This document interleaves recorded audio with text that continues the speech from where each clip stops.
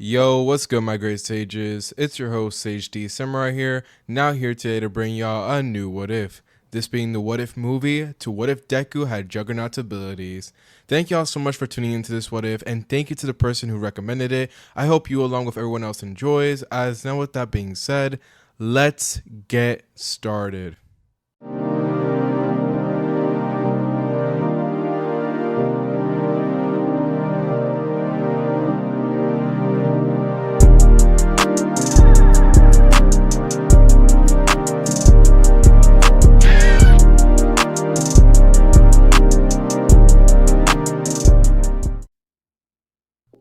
Alright, so to begin the What If, we're not going to begin with Izuku's origins.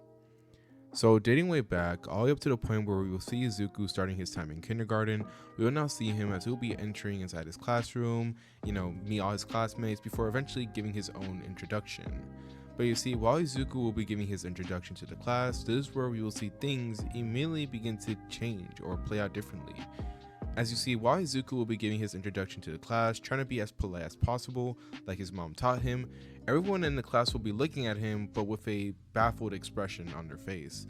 Even the teacher herself would just be there looking at Izuku with a sweat drop literally, coming down her face, as she can't help but think in her mind, along with the rest of the kids, that there's no way this guy was a kid, right? As casually standing there in the middle of the class will be Izuku, but instead of being typically a very small and short kid like everyone else, Izuku would be extremely built, but also he'll be extremely tall as well, or at least tall for someone his age. As instead of being very short like the rest of the kids, Izuku will be standing confidently at a 5'11" in the middle of a kindergarten class, which would already baffle everyone. As literally the second that Izuku entered the school and everything, everyone thought that maybe he was like a substitute teacher, or maybe that he was here for work purposes or anything like that. But after Izuku's mother would prove to everyone that he was here for kindergarten and everything, and that he hasn't been around on this very earth for a very long time, this will cause everyone to realize that he is here for the kindergarten education. But still, it would baffle everyone to see just how big this guy or this kid was compared to everyone else. As right after Izuku would give his introductions to the class, and right after everyone tries to move on from their surprise and everything, this is where we will then see Izuku's school life then begin. As you see, turning to the next following years that'll go by as Izuku would be in school, we will see things first start off pretty harsh for Izuku. As thanks to Izuku being, extremely tall, and due to him being all strong and everything, this will cause Izuku to sort of get isolated from the rest of his classmates, as kids begin to distance themselves from him, considering the fact that while some of them thought that Izuku was cool and everything, they also were a little bit intimidated by him. Considering the fact that, once again, Izuku was easily towering over the kids, and not only that, but, he was extremely strong as well, really strong. And I don't mean just typical human strong, I mean superhuman at that. As Izuku will be able to lift up things with one hand that it would take 2 to 3 adults to do so. Mind you, he would do this while still being in kindergarten. And this would obviously surprise many of the adults and everyone around, as they can't help but just think in their mind this is all because of his quirk, but even then it was too surprising to them. Especially when you consider the fact that Izuku by that age shouldn't really have this quirk, considering the fact that it takes later on in life until the kids are able to awaken their quirks. Due to that, already Izuku will be kind of an anomaly and kind of an outsider compared to the rest of his classmates, since by this point many of them by this point didn't have their quirks or anything like that. And although this would make Izuku upset, he tries not to let it show, and in fact tries to remain positive throughout this entire time, as he tries to talk to his classmates, tries to help out any way that he can, and even tries to play with them. But unfortunately, the kids will either be kind of hesitant to be around him, or some of them would just flat out be scared of him, considering the fact of just how imposing he looked. With all of this stinging Izuku, but he tries not to show it. As now from this point, this is where we will now do a miniature time skip, as we will now turn to the very day that the kids would actually show signs of awakening their quirks, with one of them actually being successful in doing so, with this one being none other than Bakugo, obviously. As similar to the main timeline, Bakugo would already, begin to awaken his quirk, as he begins to let off tiny explosions at the palm of his hands, with this going noticed by all the kids in the class, with all of them complimenting Bakugo, and even the teachers going so far as to compliment him. And Izuku seeing this, instead of growing jealous or really showing any signs of disdain at how quickly everyone begins to accept Bakugo and everything, Instead of that happening, Izuku actually is quite happy for him and actually sees this as a perfect opportunity to befriend him. As after all, by this point, Izuku is still kind of alone by this point, like he doesn't really talk to anyone or anything like that. But now that Bakugo had awakened his quirk, Izuku thought that they could potentially be friends. But unfortunately for Izuku, that doesn't exactly end up happening, as we will now turn to their interaction. So turning to the very day that Bakugo would return back to class after his mother had took him to the doctor to check out what exactly his quirk is, as Bakugo would be there just being the center of attention, showing off his quirk to everyone, as everyone would be telling how cool he is and how he was going to be a future hero and everything. This is where Izuku would then decide to make his presence known, as this is where he would then get up from, his desk, which was specifically designed for him, as this is where he begins to approach Bakugo.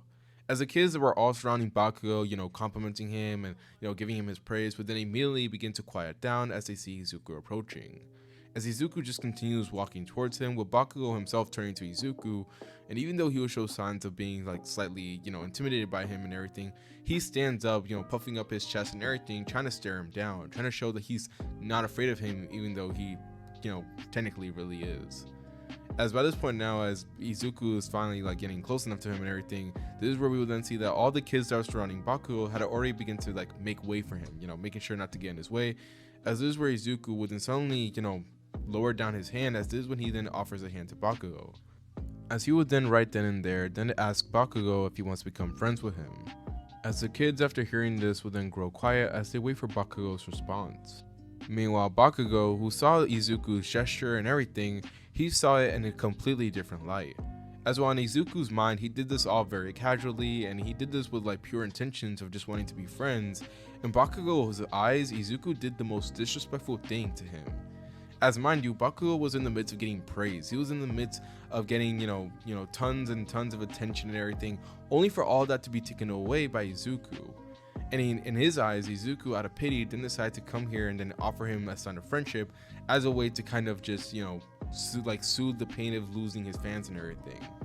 Trust me, it doesn't make too much sense, but then again, it's the mind of a child. They really don't make too much sense. And Bakugo, after seeing everyone else paying more attention to Izuku and just ignoring him and everything, this would cause Bakugo to then grow upset. As suddenly explosions flickering at the palm of his hands, this is when suddenly he would then slap Izuku's hand away, as this will cause an explosion to go off and everything, and yet even though Izuku would get hit by it, he remains completely unfazed. As in fact, he just simply rubs his hand a little bit, checking to see if it was alright, before turning to see Bakugo, who will be glaring at him. I don't want to be your friend, you weirdo. At this, Bakugo would say this directly to Izuku, with Izuku actually being quite hurt by this, while the rest of the class would just be there silently, just looking at the scene, unsure about what to respond. As even though Bakugo had landed the first hit and everything, and even though he had a cool quirk, everyone in their right mind knew that Izuku could very easily just completely demolish him. As literally taking in the size of the two of them, taking in about how much weight and how tall Izuku is, and also just taking in the fact that Bakugo had landed an explosion and that did nothing to him, the class already knew that if Bakugo, or if they were to make Izuku angry, there will be nothing to stop him from going on a rampage right now. But Izuku, after hearing Bakugo's hurtful words and after being stared down by all his classmates, instead of getting upset or instead of getting angry, he just casually ends up putting his fist, putting his entire hand back into his pockets, as he then returns back to his, specifically made desk. As he doesn't say anything, he doesn't show any real emotions at this point, as at this point, to everyone's eyes, all they saw was Izuku just blankly staring at Bakugo and the rest of them before heading back to his chair. Meanwhile, in Izuku's mind, even though he tries to remain unfazed by it all and tries to remain positive, you can see that after being called a weirdo and after getting stared down by his classmates, Izuku was extremely shaken up by it. As from this point, for the rest of the day, we will see Izuku as he remains completely to himself, as this time he doesn't even try to engage with his classmates, or even tries to answer the teacher's questions, or really try to do anything. As he just waits for the day to be over, as once the day does end up finally being completed, he ends up going back to his mom, they end up going home and everything, before he would just end up going to his room and just staying there for the rest of the time. As Izuku's mother, seeing this, would be extremely concerned for her child, as during this point, in her eyes, Izuku behaved like a robot, he just did everything that he was supposed to, but there was no real emotion or feelings behind it at all.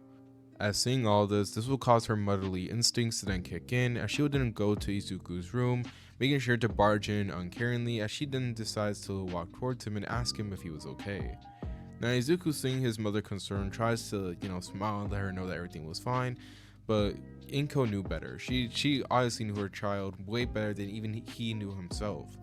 As in a motherly tone, she would then, begins to pet Izuku's hair and everything, and begins to ask him once again what was wrong. As she tells him that everything was going to be alright, as she was here to listen. And hearing his mother's kind words to him and seeing how gentle she was being with him, this will cause Izuku to then finally break down. As he begins to explain everything that's been going on with him and everything, how he's being isolated, and how overall he generally feels like a freak by this point, considering the fact that even when the other kids are beginning to awaken their quirks and everything, he still feels like an outsider compared to the rest of them. As for the next few moments, we will see Izuku as he would then let out all his feelings to his mother, while she would just be there with a calm smile, just casually patting him on the head and being there to listen to him. As by the end of the rant, we will see Izuku now tired and drained, as his mother would just be there continuously doing the same thing she's always been, and just being there to take care of him. As right after Izuku would calm down and he would be ready for bed and everything, this is when his mother would then finally decide to give him a piece of advice. As turning to Izuku, she would let him know very bluntly that he was obviously very tall and was very strong. And Izuku, hearing this, would be confused about why she said this, until she continued going, as she explained to Izuku that while he may see all this as flaws, in her eyes she sees this as blessing. As she begins to tell Izuku about what he could do with this, since thanks to him being so tall and everything, he can see things that most people really couldn't, and thanks to Izuku being so strong as well, he could also end up helping people a lot more as well. And she begins to list off a bunch of things Izuku could do right then and there, due to him just being the way that he is. As eventually, after listing all these things that Izuku at first thought were flaws but was now beginning to see them as the blessings that they really were, this is where Inko would then finally give him one last piece of advice, telling him that even though Izuku may feel outed and everything, and even though he may feel isolated from everyone, that at the end of the day it didn't matter, as in her eyes he would always be Izuku. He would always be her son, and even if the world was against him, she would always be there by his side. And hearing this will cause Izuku to actually tear up, as he thanks his mother for basically everything, as she smiles and tells him to get some rest, as she tells him that she's gonna make his favorite breakfast and everything, just trying to cheer him up, to which it obviously does so. As right after Inko would then leave the room, allowing Izuku to actually rest, we could actually see that these words of wisdom and her motherly influence would strongly impact Izuku for the next following years. As from this point on, this is where we will now do a time skip. So now from this point, we will now flash forward to multiple years that go by. As following these events, we will now turn to see Izuku as he ends up growing up throughout the years, as he evolves from going through elementary school to eventually even going to middle school, to the very point where he is now, which was going to be at the end of middle school. As you see, throughout these years, Izuku had just continued to grow and develop, as he made sure to work hard, study, and basically he continued trying his best to remain positive and keep pushing, despite how judgmental everyone was. And this would impact Izuku greatly, and not only impact Izuku but everyone else. As slowly but surely, as time begins to go on, Izuku begins to actually make people think about him differently. Maybe it was because of the fact of Izuku's actions, or maybe it's because of the fact that the kids actually begin to grow up and mature. But slowly but surely, Izuku actually began to make people change their mind about him, as this will all end up following up until the very present moment. As you see, turning to a very certain part of the city, we will not turn to see a small family, as it will have no correlation to Izuku or anything like that, as this was just like a regular family going out through a typical stroll. As they'll be enjoying their nice moment, which would be very wholesome, this is when suddenly chaos begins to erupt. As out of nowhere, a villain attack would then begin, as a villain who had a shape-shifting quirk, which made him, way bigger and everything, had appeared in the middle of the city, causing problems. Now, the civilians seeing this would automatically run away, not wanting to get involved. Meanwhile, the family would just be there, paralyzed with fear. As the youngest, this being the small child who was there with his parents, would be there completely frozen, while the parents themselves would also be unsure what to do. As the father finally being the one to snap out of it, would then try, getting his family away as he pulls with his wife and tries to get his son to move. But during this time though, as they will be, trying to get away and everything, the son would end up tripping on a rock. As this would cause the mother and father to look at him in horror. Meanwhile, the villain who was rampaging would then decide to toss a car up into the air, which was, unintentionally about to actually hit the child. Now, time would seem to slow down in this very instance, as the family would look on in pure horror as they see their son about to get crushed by the car. Meanwhile, said son would just be there confused as he tries to get up, but would be too slow in doing so. As right as the car was about to hit the kid and turn this into a very gruesome scene, this is when suddenly an individual would then appear wearing all black clothing, as he would be extremely huge in the eyes of everyone, as they just see this ginormous guy just casually catch this car as if it was nothing right before he would land on top of the child. As the child would be there looking up at this individual, as he would be there looking in shock, as in his eyes, or at least in the eyes of everyone else, this guy was a giant. As legit, this guy who had caught the car would then slowly put it down, making sure not to damage the car too badly, or at least more than it already was, since he realized that, someone did pay for this car, and someone was still gonna have to pay for this car after this incident. Good thing I got there in time. You okay there, kid? The man would ask, while also turning his face to the kid, to which the kid himself finally gets a good look at his savior. As currently right now, standing in front of the kid protectively will be none other than Izuku Midoriya. As he would be there standing in front of the kid, or more precisely, he'll be towering over him. As Izuku was extremely tall to everyone's eyes by this point, even taller than the villain who had shapeshifted in the middle of the city. As he will be standing confidently at 7'5", while also being extremely buff as well. As he will be looked at as a giant by everyone else, with the people in the city just look at him in amazement, with many of them wondering if he was a hero.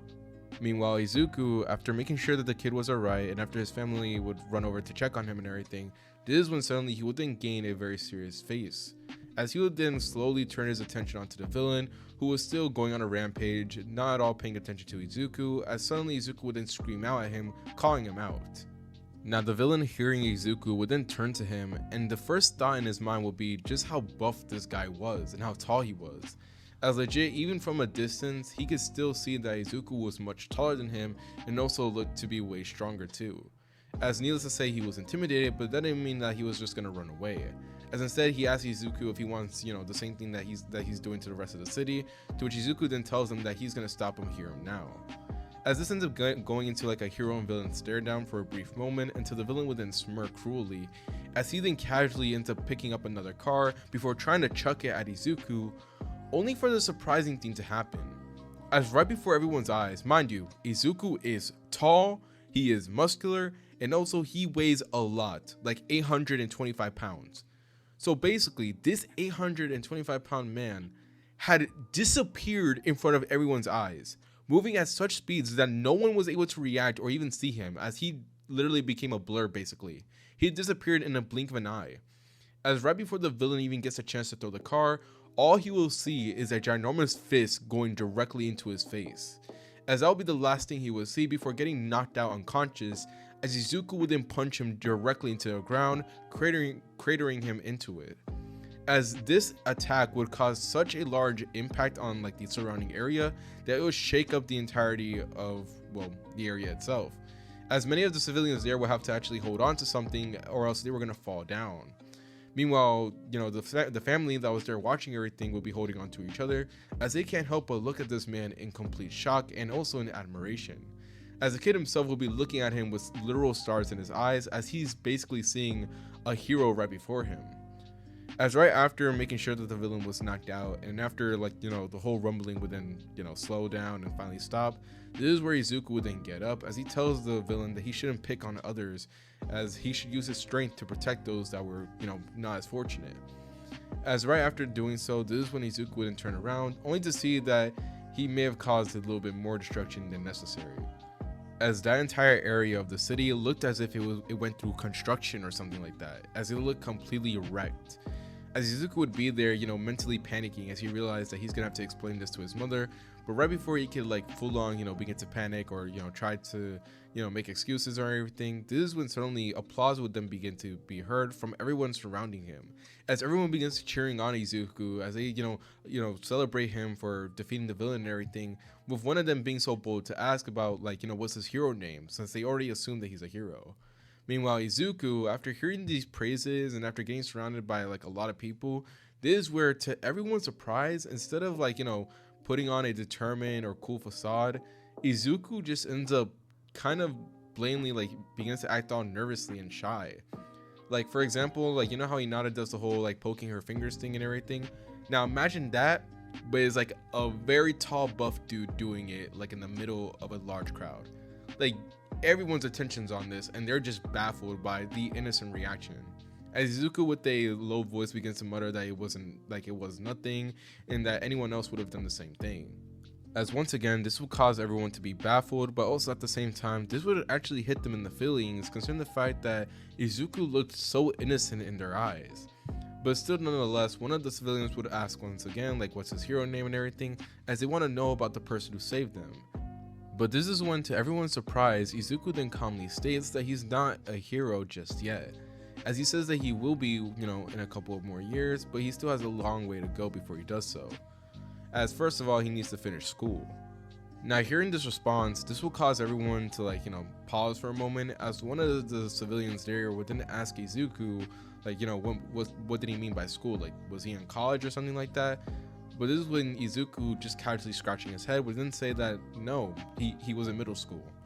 Now, this causes everyone to be baffled. Mind you, Izuku is taller and way stronger than a typical adult. And even those with like, strength enhancing quirks and everything were also baffled by this, considering the fact that, again, this guy was a kid basically, yet he was so much stronger, taller, and overall just better built than all these adults around him. As legit, if you looked at Izuku from a distance, you would think that that would be a grown man, but no, he is still in school. As right before, anyone could really say anything or try to, process about what Izuku just told them, this is when suddenly the cops begin to arrive, and also the heroes too. As many of them begin like rushing to the scene in order to like help out the civilians. Meanwhile, Izuku, seeing all this, realized that he needs to get away, concerning the fact that he already knows that, if he gets caught up in all this and everything, and they end up like, questioning him and everything, that is gonna eventually be told to his mother. And needless to say, that would be rather unpleasant, as after all, Izuku would much rather own up to his own mistakes than rather let someone else explain to his mother about his mistakes. So right as the heroes as well as the police began to arrive, this is when Izuku would then suddenly dash off, moving so fast that none of the civilians there had even noticed him disappearing, which would once again like shock them. Meanwhile, the little kid himself, as he'll be looking at, the place where Izuku once was, this is when he then smiles, as he then tells his mom and dad that he wants to be exactly like that guy. With the parents just being there, like, looking at their child before then smiling and shaking their head, as they tell him that he can be once he ends up growing up a little bit more. As now with these events taken care of, this will be the very beginning of Izuku's story, as this is where it's all going to start off, as this will be during the time of the entrance exam arc, which is what we're going to get into right now. As now with this being said, this is where we're now going to do a brief time skip. So now flashing forward to way later on, following the events that had occurred, we will now see Izuku once again, but by this point now, he had already returned back home, he already explained to his mother everything that happened, and after getting a brief scolding, we now see him on his way to school. As all of this ended up happening like way earlier in the morning, so that meant that Izuku still had to go to school during this point. As now with this said, we will now see the rest of the day proceed like normal, as Izuku ends up arriving to his class, gets greeted by his classmates, and then eventually just ends up going throughout the day of school, just going through it in his typical fashion. As by the end of the day, we will see things play out similar to the main timeline here, as when the teacher ends up beginning his discussion about careers and everything, this is when he then tosses the papers aside, as he already knows that everyone in the class wants to be heroes. But you see, just like in the main timeline, as Bakugo would then begin to like, get up and say that, everyone else is nothing compared to him, and that he's the only one that's going to be like, a hero, and that he's going to become the greatest hero of all time. This is when the teacher would then shut him up by actually mentioning that not only was he recommended to go to UA, but also was Izuku. Now this causes everyone in the class to be quiet for a moment as they would then turn to Izuku before one by one every last one of them could say that they could see that happening. As Izuku once again being embarrassed by all the praise as he would hear his classmates literally talking about how he would be a great hero, considering the fact of just how he acts. As Izuku is like usually very positive, very hardworking, and also very reliable. However, while Izuku would be getting all these praises and getting complimented about everything, this is where Bakugo would then interrupt it as he begins to slightly crash out over the fact that Izuku was getting so heavily praised. As it gets so bad to the point where Bakugo tries to fight Izuku, but unlike how in the main timeline everyone else just witness it and some of them even feel bad for Izuku, in this timeline all of them just can't help but shake their head over the pathetic display.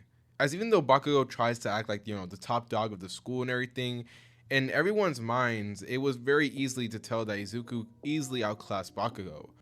Not only in just power, but also academically wise, as Izuku was the top student of the class, which is why he was the number 1 recommended to UA, while Bakugo was unfortunately the number 2. But before Bakugo can get a chance to really fight Izuku, which was not really ever going to happen, this is when the bell would then ring, as Izuku hearing this would then immediately get up, as he tells Bakugo that he doesn't have time for that right now, as he ends up heading off to go home, since after all he still has a lot of chores to do and he wants to help out his mom as quickly as possible. As now with Izuku leaving the classroom, all that there will be left will be none other than Bakugo, who would just be there crashing out over the fact that Izuku did not accept his challenge. Meanwhile, the rest of the class just simply shake their head over the whole display, as even in their eyes that was just simply pathetic. As now with all of this done, this is where we will now move forward with the story, as from this point we will now see things play out differently. Now you see, due to Izuku not getting picked on by Bakugo and everything and getting his book tossed away, that meant that he had no interaction with All Might and did not encounter the sewer monster.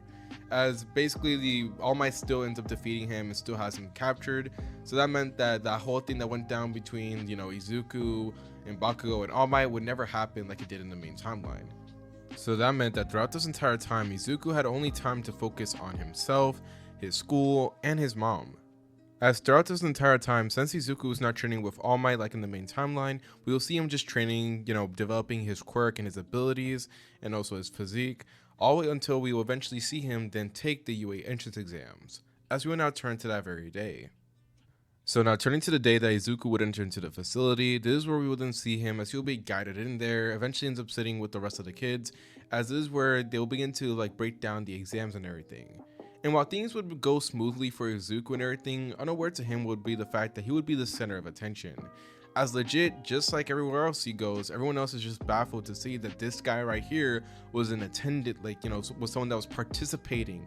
As he looked as if he was already a teacher or, already a hero. So automatically, in the mind of the students, they're already thinking that there's no way they're going to be able to pass this exam. As many of them even thought about dropping out just because of how imposing Izuku looks. But Izuku himself, he would just be there just chilling and everything, just waiting for the exams to start. As eventually, after getting guided to his testing area and everything, this is where he ends up seeing everyone else, as everyone begins to shake off the jitters and everything and prepare for their exams. But while doing this, Izuku would actually end up seeing a girl there who seems to be quite nervous. Now Izuku seeing her would then immediately begin to try to approach her as he tries to help her out when it comes to this, considering the fact that he understands exactly how it feels to get testing anxiety since he had it before. But right as Izuku was approaching the girl, this is where Iida would then intervene, trying to step up and tell Izuku that he shouldn't mess up her concentration and everything. But Izuku, after getting told by Iida, he just looks at him for a brief moment before just continue walking, letting him know that he was just trying to help the girl. Now Iida hearing Izuku and seeing him walk off, this causes him to feel a little bit hurt by this, his pride gets hurt by this, considering the fact of just how easily he was dismissed, or at least that's how he looked like in his eyes. But Izuku, he just tried to say that casually, he's trying to be chill. As you're gonna quickly realize that throughout this story, Izuku is kind of looked at in a different manner compared to how he actually is. Is why Izuku tries to remain as normal and as chill as possible. Everyone looks at what he does and takes it into an extreme degree than it actually is. As speaking of that, this is where we will now see Izuku as he approaches the girl, who would obviously be Ochako. As she would just be there, still having testing anxiety, until suddenly she would then hear heavy footsteps approaching, as she would then turn to look behind her, only to see the ginormous imposing figure of Izuku. Now seeing him approaching her, this would cause her to immediately tense up, as she would then shakily ask what did he want, with Izuku just simply telling her that she has it in the bag when it comes to this exam and that she would do great, as he would even send a small thumbs up, to which Uraraka would just look at this completely baffled, this was not what she imagined him to be like. As she even feels a little bit bad for judging him, but right before she could begin talking with Izuku and everything, this is when the exams would then begin. As Izuku, after hearing the whistle and everything, this is when he would then turn to Uraraka, sending her a little good luck and everything, before then rushing off to then tackle the robots. As right before everyone's eyes, as everyone begins trying to rush to the robots and everything, Izuku, mind you, he was in the back. He ends up blitzing all the way to the front, moving so fast that even Iida with the speed quirk was also overlapped by Izuku, he overtook him. As this causes everyone to be baffled as they see this extremely buff guy just casually speed blitz everyone before then eventually hitting one of the robots that were there, allowing him to land 2 points. As Izuku, after doing that, would then begin to go on a rampage as he begins to destroy robot after robot, while everyone else just tries to get their own set of points as desperately as they can. As this would go on for a few moments, Izuku would just completely destroy any robots that come his way, as he would do so easily, while everyone else would just barely be able to get their own set of points, although you could see that many of them were getting exhausted, considering the fact that no matter how fast they try to get to the robots, Izuku would get there much faster. As this would go on for quite a while until eventually the 0-pointer would then arrive. Now the 0-pointer begins causing havoc and everything, and Izuku, seeing this and remembering what President Mike had said, he immediately tries to get away from it. However, while trying to get away from it though, this is when suddenly he would then hear a voice then call out in pain, as he then turns around to see none other than Ochako, who was collapsed under the rubble. And seeing the 0-pointer approaching, this is where Izuku, without any hesitation, then rushes towards the danger. As Iida, seeing this, begins to think in his mind that Izuku was insane, as everyone else can't help but think in their mind the same thing. But Izuku, he didn't care about the danger, he didn't care about the risk, all he cared about was making sure that the girl was saved. As after pumping as much strength as he could into his legs, as he ends up immediately arriving there, this is where he then casually ends up lifting up the rubble, making sure that she was alright. As he ends up asking her if she's hurt and everything, which she ends up telling him that she's not, until she then pauses as she looks up in pure horror, as she realized that the 0-pointer was way too close to them, they couldn't get away. But Izuku, without any hesitation, mind you, he's not even looking at the 0-pointer. Right as the 0-pointer was about to crush them, Izuku would just casually rear his fist back before then punching this thing, as right in front of everyone's eyes, they'll then see the 0-pointer as it gets sent flying by this one guy. As this would baffle everyone, as the 0-pointer would go sent flying all the way back to its starting point, with it being completely damaged from that one punch. As everyone would just be there looking at the scene with a baffled expression. Meanwhile, Izuku, he would then suddenly look at what he did and immediately just mutter the word oops. Considering the fact that he did this all subconsciously, he didn't at all knew what he was doing until he did it. But nonetheless, now that the 0-pointer was taken care of, this would mark the end of the UAE entrance exams, as all the participants would end up heading home. As Izuku would just be going off, feeling like he did pretty good on the exams, although unknowingly to him, he would have reached the highest score in the entirety of UA history. No one else had reached a higher score than Izuku. As speaking of that, all the way back in the UA facility, we're watching the recording and everything, would be all the teachers. As legit all one by one of them would just be there looking on in complete shock as they see this boy who completely rampaged throughout the entirety of the exams, easily destroyed all the robots, and also took out the 0-pointer as if it was nothing while saving a future classmate. As they'll be watching this in silence for a couple of moments before Aizawa would then break the silence by sighing, as he begins to mutter that now he has another troublesome student. As he would say this, but you could see a small smile actually appearing on his face before suddenly it would then grow into a wide one as he begins to let out a chuckle. Meanwhile, the rest of the teachers there can't help but look at this kid and just think that there's no way that he's an actual kid. They're gonna have to actually fact check this, because there's no way. He looked as if he was already a registered hero. And while the rest of the teachers would be thinking about this, All Might himself would just be there looking at the scene with interest. As after all, he already knows that his time is running out and he's already in the process of looking for a successor. But it seems as if he now has found another person to potentially, be one of them, since he only has a small list of people that could be his future successor. But still, nonetheless, now with these events taken care of, this is where we will now flash towards the end of the entrance exam arc. As you see, during this point, while Izuku would be there on downtime, just hanging out with his mom and working out, this is when suddenly a mail would then arrive at the house. As after Izuku's mother would then give it to him, this is where he would then find out that he was accepted into UA and was placed into Class 1A. Not only that, but it also ends up revealing to him that Izuku had gotten the top score of not only the entrance exam, but also in the entirety of UA's history. Like, no one else had gotten a higher score than Izuku. As Izuku and his mom, after hearing this, would then look at the male in complete shock before suddenly cheering and celebrating, as they then decide to have like a big dinner to celebrate, Izuku getting into UA. As right afterwards, this is where we will now do a time skip, as we will now turn to the very day that Izuku would then go to Class 1A. So now, turning to the very day that Izuku would go to the class, we would now see Izuku, as after opening the class door and walking in, immediately all eyes would be on him. Mostly because of the fact of just how, huge he was, but also because of the fact that immediately the students recognized him.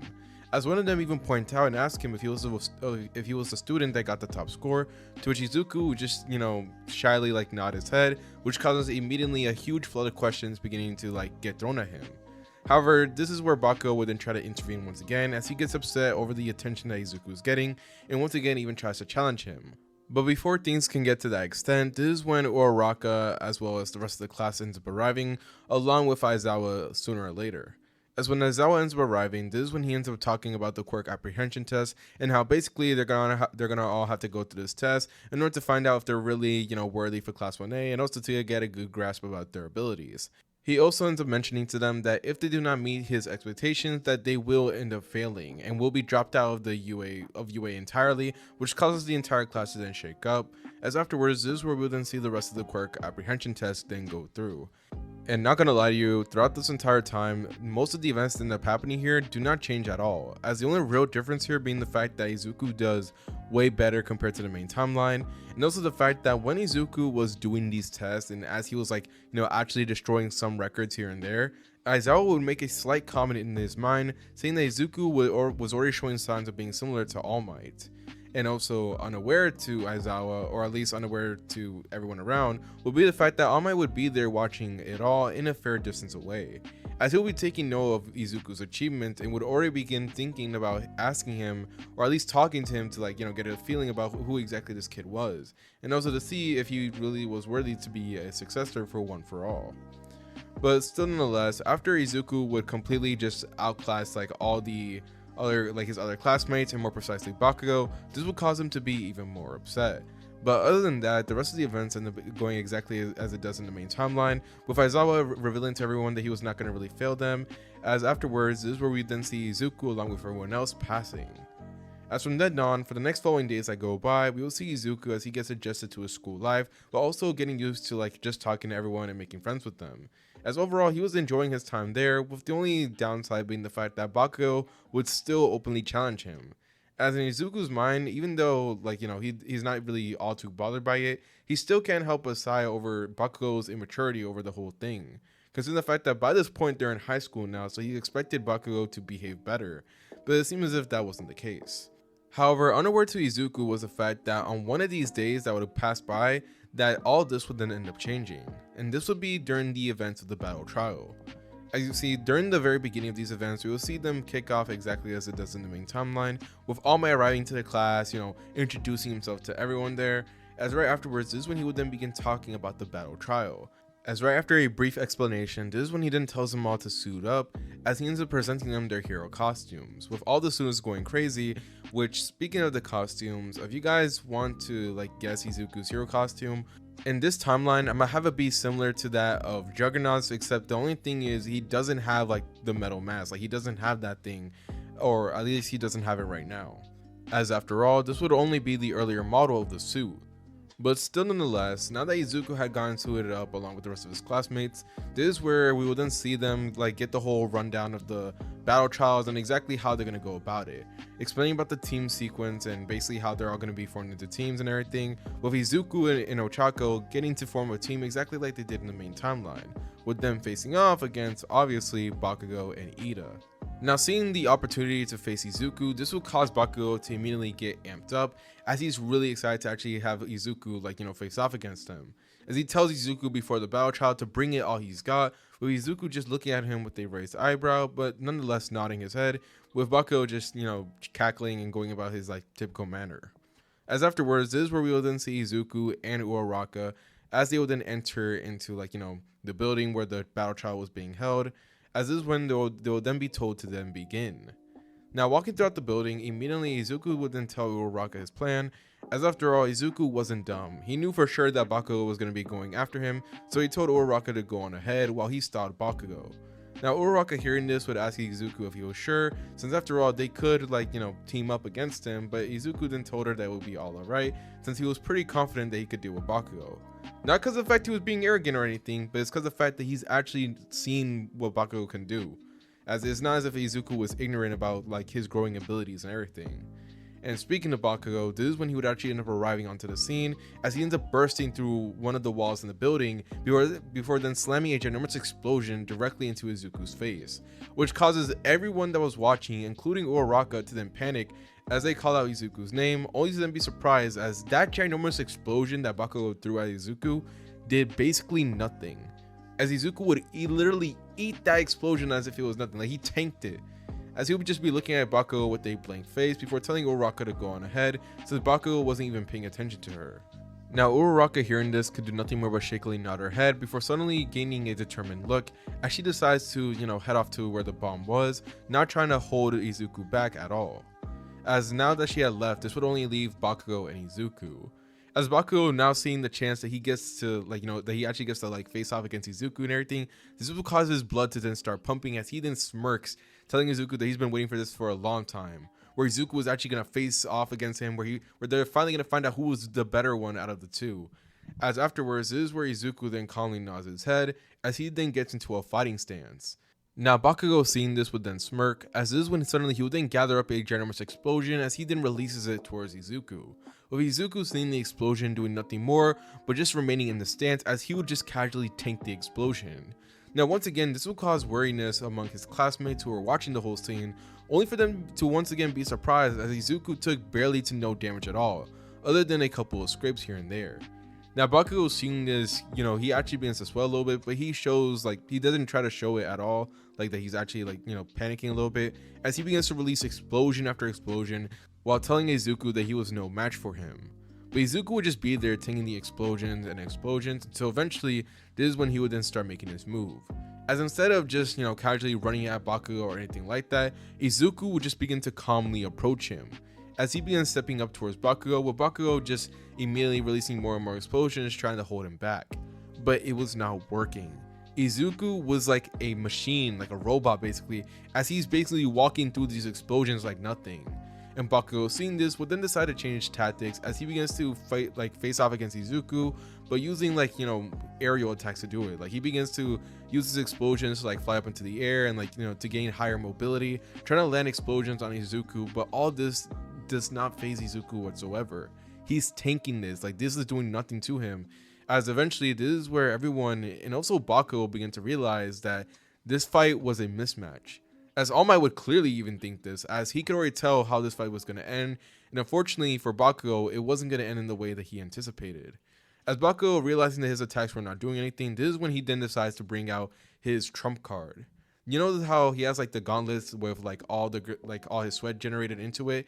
He would then begin to actually use them as he begins to pull the pin from them, causing a ginormous explosion to be let off, with All Might screaming at Bakugo that he shouldn't do it, but Bakugo wasn't listening as he was too focused on winning, as this explosion would destroy the entirety of the floor that they were on and also cause the entirety of the building to then shake up.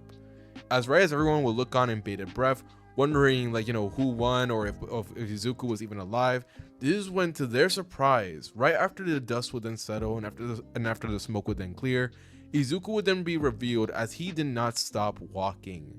As now by this point, Izuku was now in front of Bakugo and was looming over him.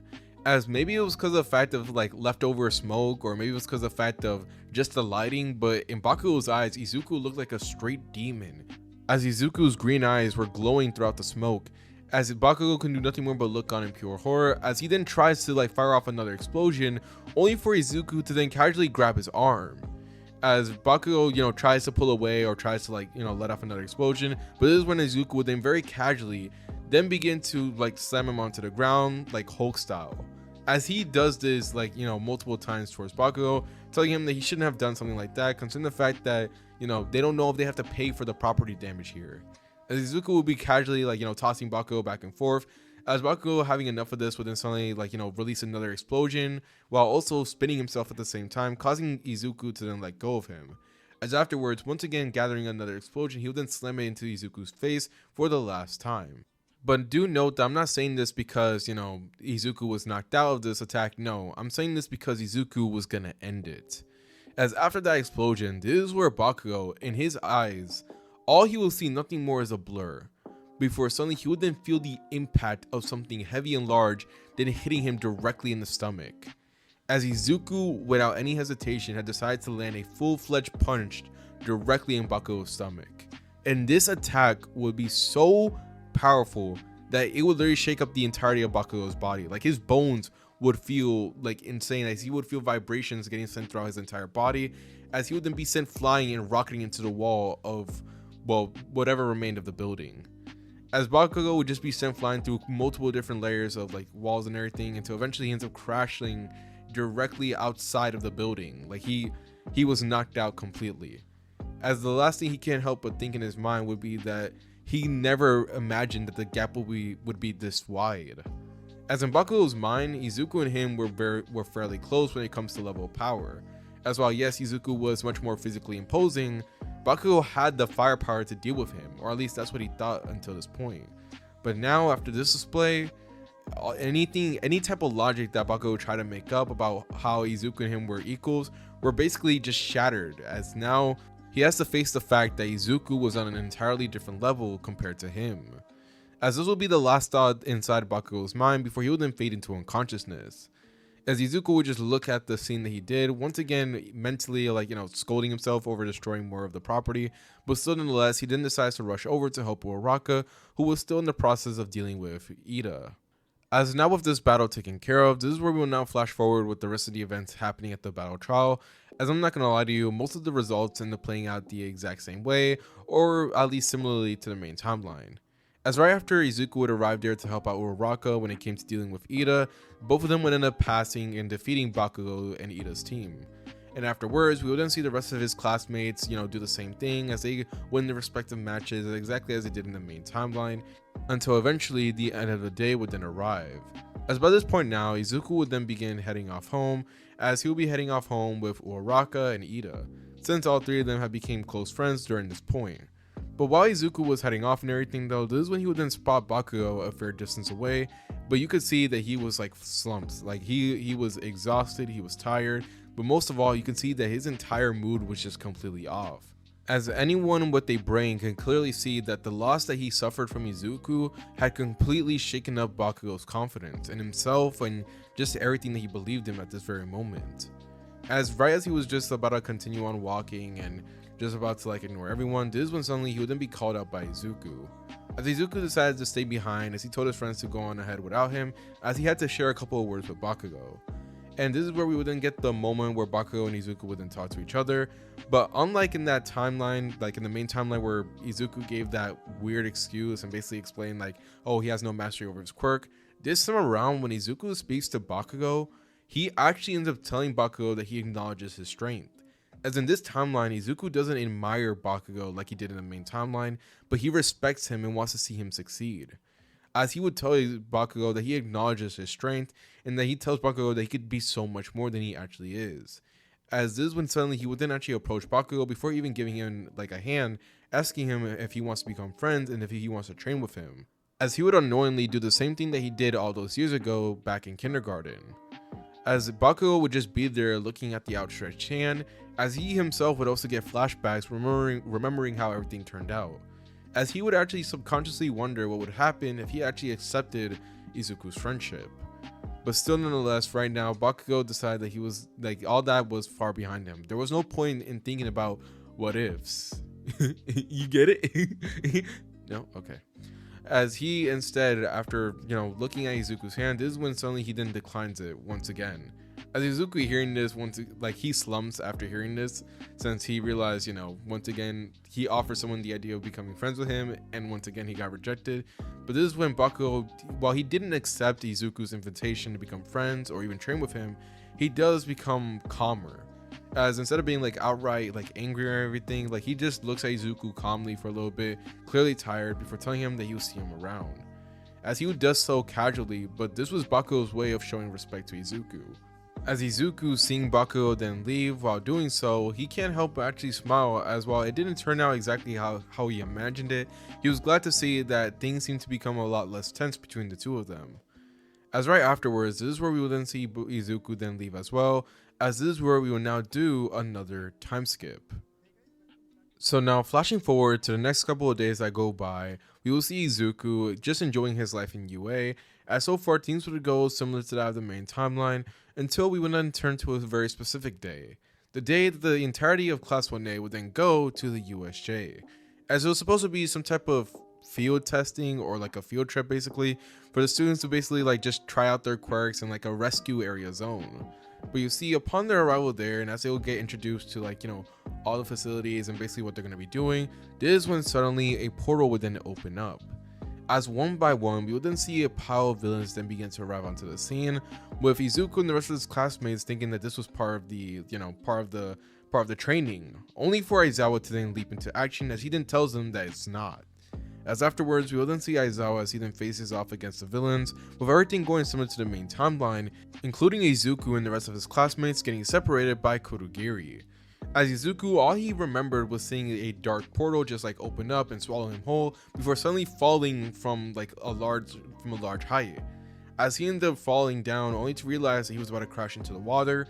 As seeing this is where we will then see Sue, who is watching the entire thing, as she tries to save Izuku, only to then realize that if she were to try to save Izuku, due to just how big he is and how heavy he is, she realized that she would basically fall into the water with him. So this causes her to hesitate as she tries to think of another way to save Izuku, but while she'll be thinking of this, Izuku himself would just casually be there in the air, as eventually he would then gain a determined look on his face, as he then creates he gets into a cannonball form, as he ends up slamming hard into the water. As just the force of Izuku slamming into the water was enough to push away a large amount of the villains, with them looking at him in complete shock. As afterwards, to their surprise, Izuku would just be there, casually be there in the water, while the villains themselves, after shaking away their shockwave and everything, would then decide to rush him. As seeing this, once again, Sue and Mineta, who was there watching the whole thing, would begin to panic as they try to find a way to help out Izuku. But Izuku himself, him getting surrounded by all these villains and while being in the water, he actually shows no fear at all, as instead he begins to lock in, as after the villains begin to surround him, talking about how they're gonna make sure that he feels a lot of pain and everything, Izuku, to their surprise, then begins to actually swim in the water.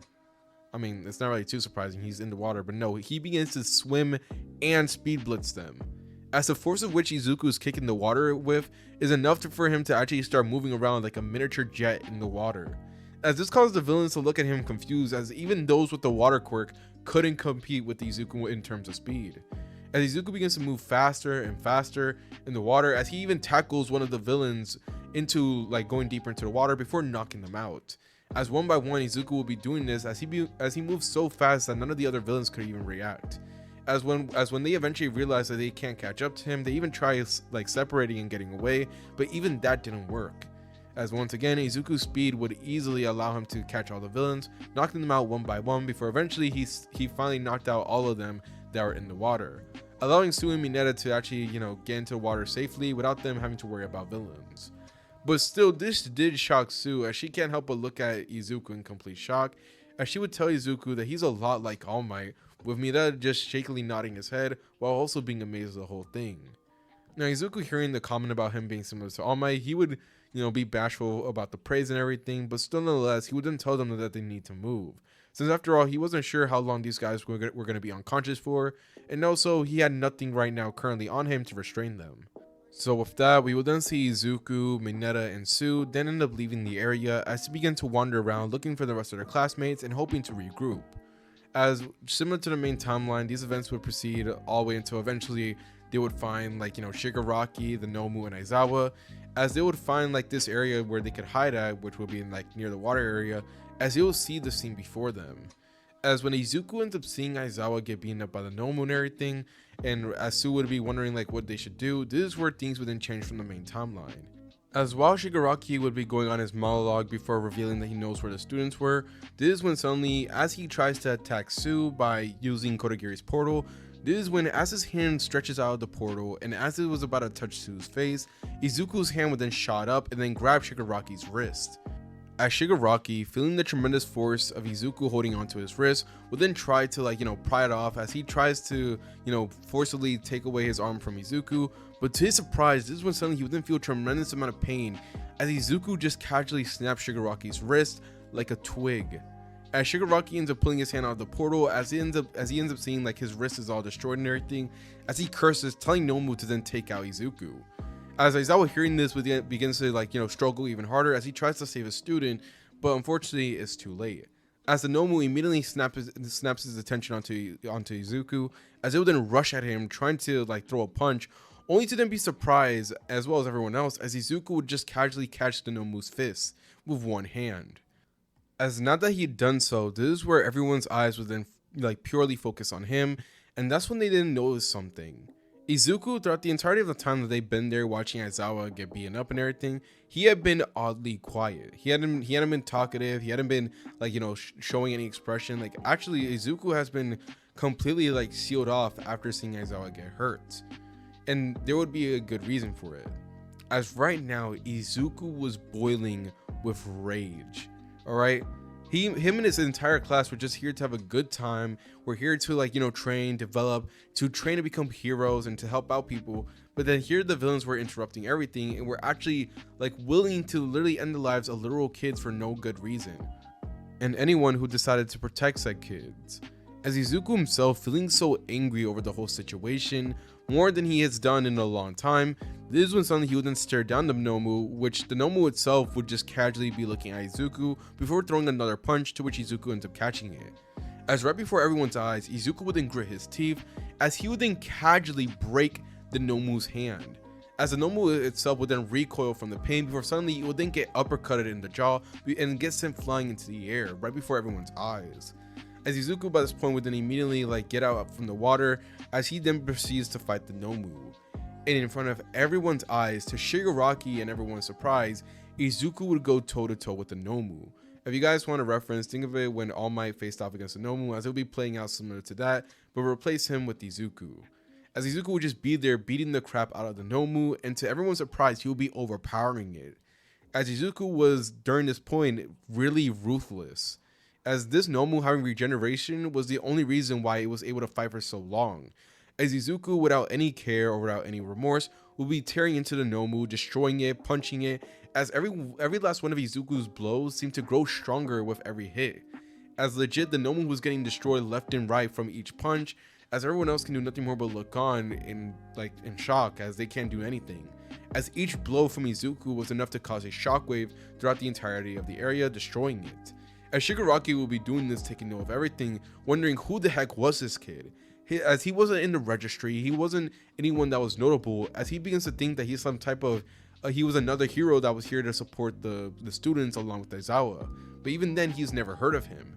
As he tries to come to terms about what exactly is happening here, this is when Kodagiri would then, decide to try to intervene as he creates portals, only to then be surprised. As right as a portal had opened up, below Izuku, and right as he was about to fall, Izuku would seemingly just disappear. He would seemingly just teleport before everyone's eyes. As before Kodagiri could even get the chance to find out what happened, all he would feel would be a heavy impact that would land directly on the metal plate that was near his neck. As he'll be sent flying a couple of feet away, as Izuku would then tell him not to intervene. As this force, the impact from the attack would be enough to knock out Kodagiri temporarily. As right after doing so, this is when Izuku would then turn his attention back onto the Nomu that still wanted more even after taking all the beating that is done. As by this point now, Shigaraki begins to actually have some confidence in Nomu, as after all, even though Izuku may seemingly be stronger than it has shock absorption, and not only that, but also had regeneration. So theoretically, there should be no way that Izuku should be able to win against it, right?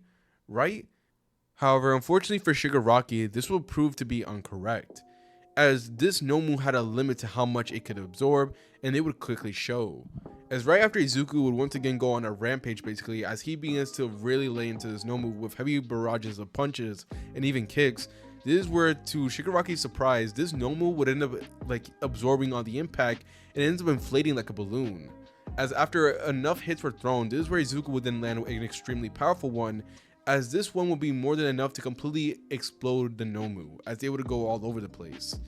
As Shigaraki can do nothing more but look on in pure horror, as the very thing that was designed to beat the #1 hero was beaten by a kid basically. And even then, Shigaraki did not believe that this guy was an actual kid. He still thinks in his mind that this is a hero that was never at all mentioned to anyone basically.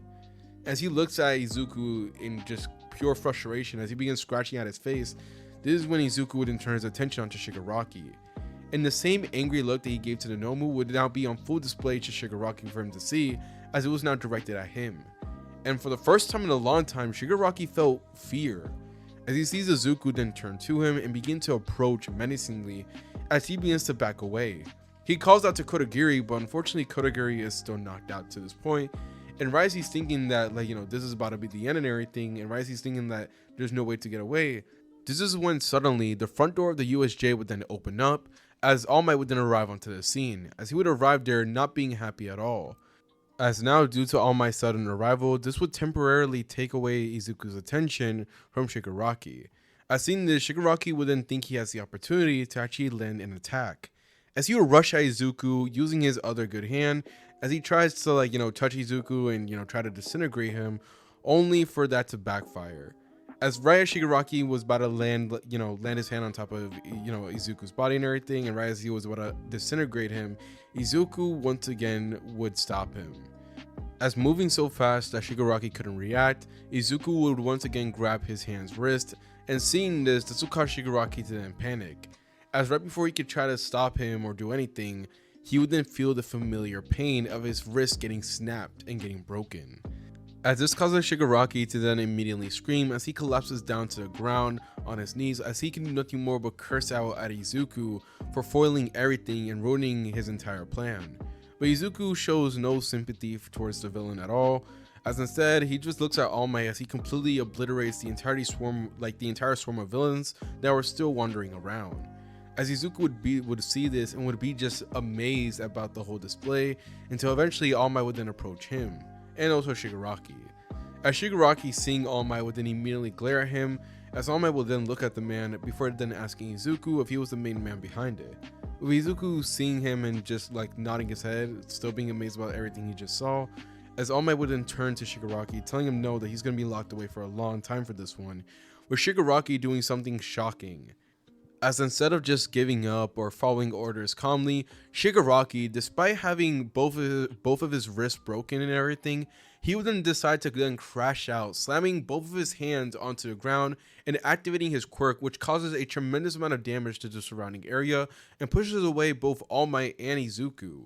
As both of them look at the scene in complete shock, as Shigaraki begins to curse out All Might, curse out his existence, as he even declares that he wishes that All Might wasn't even created.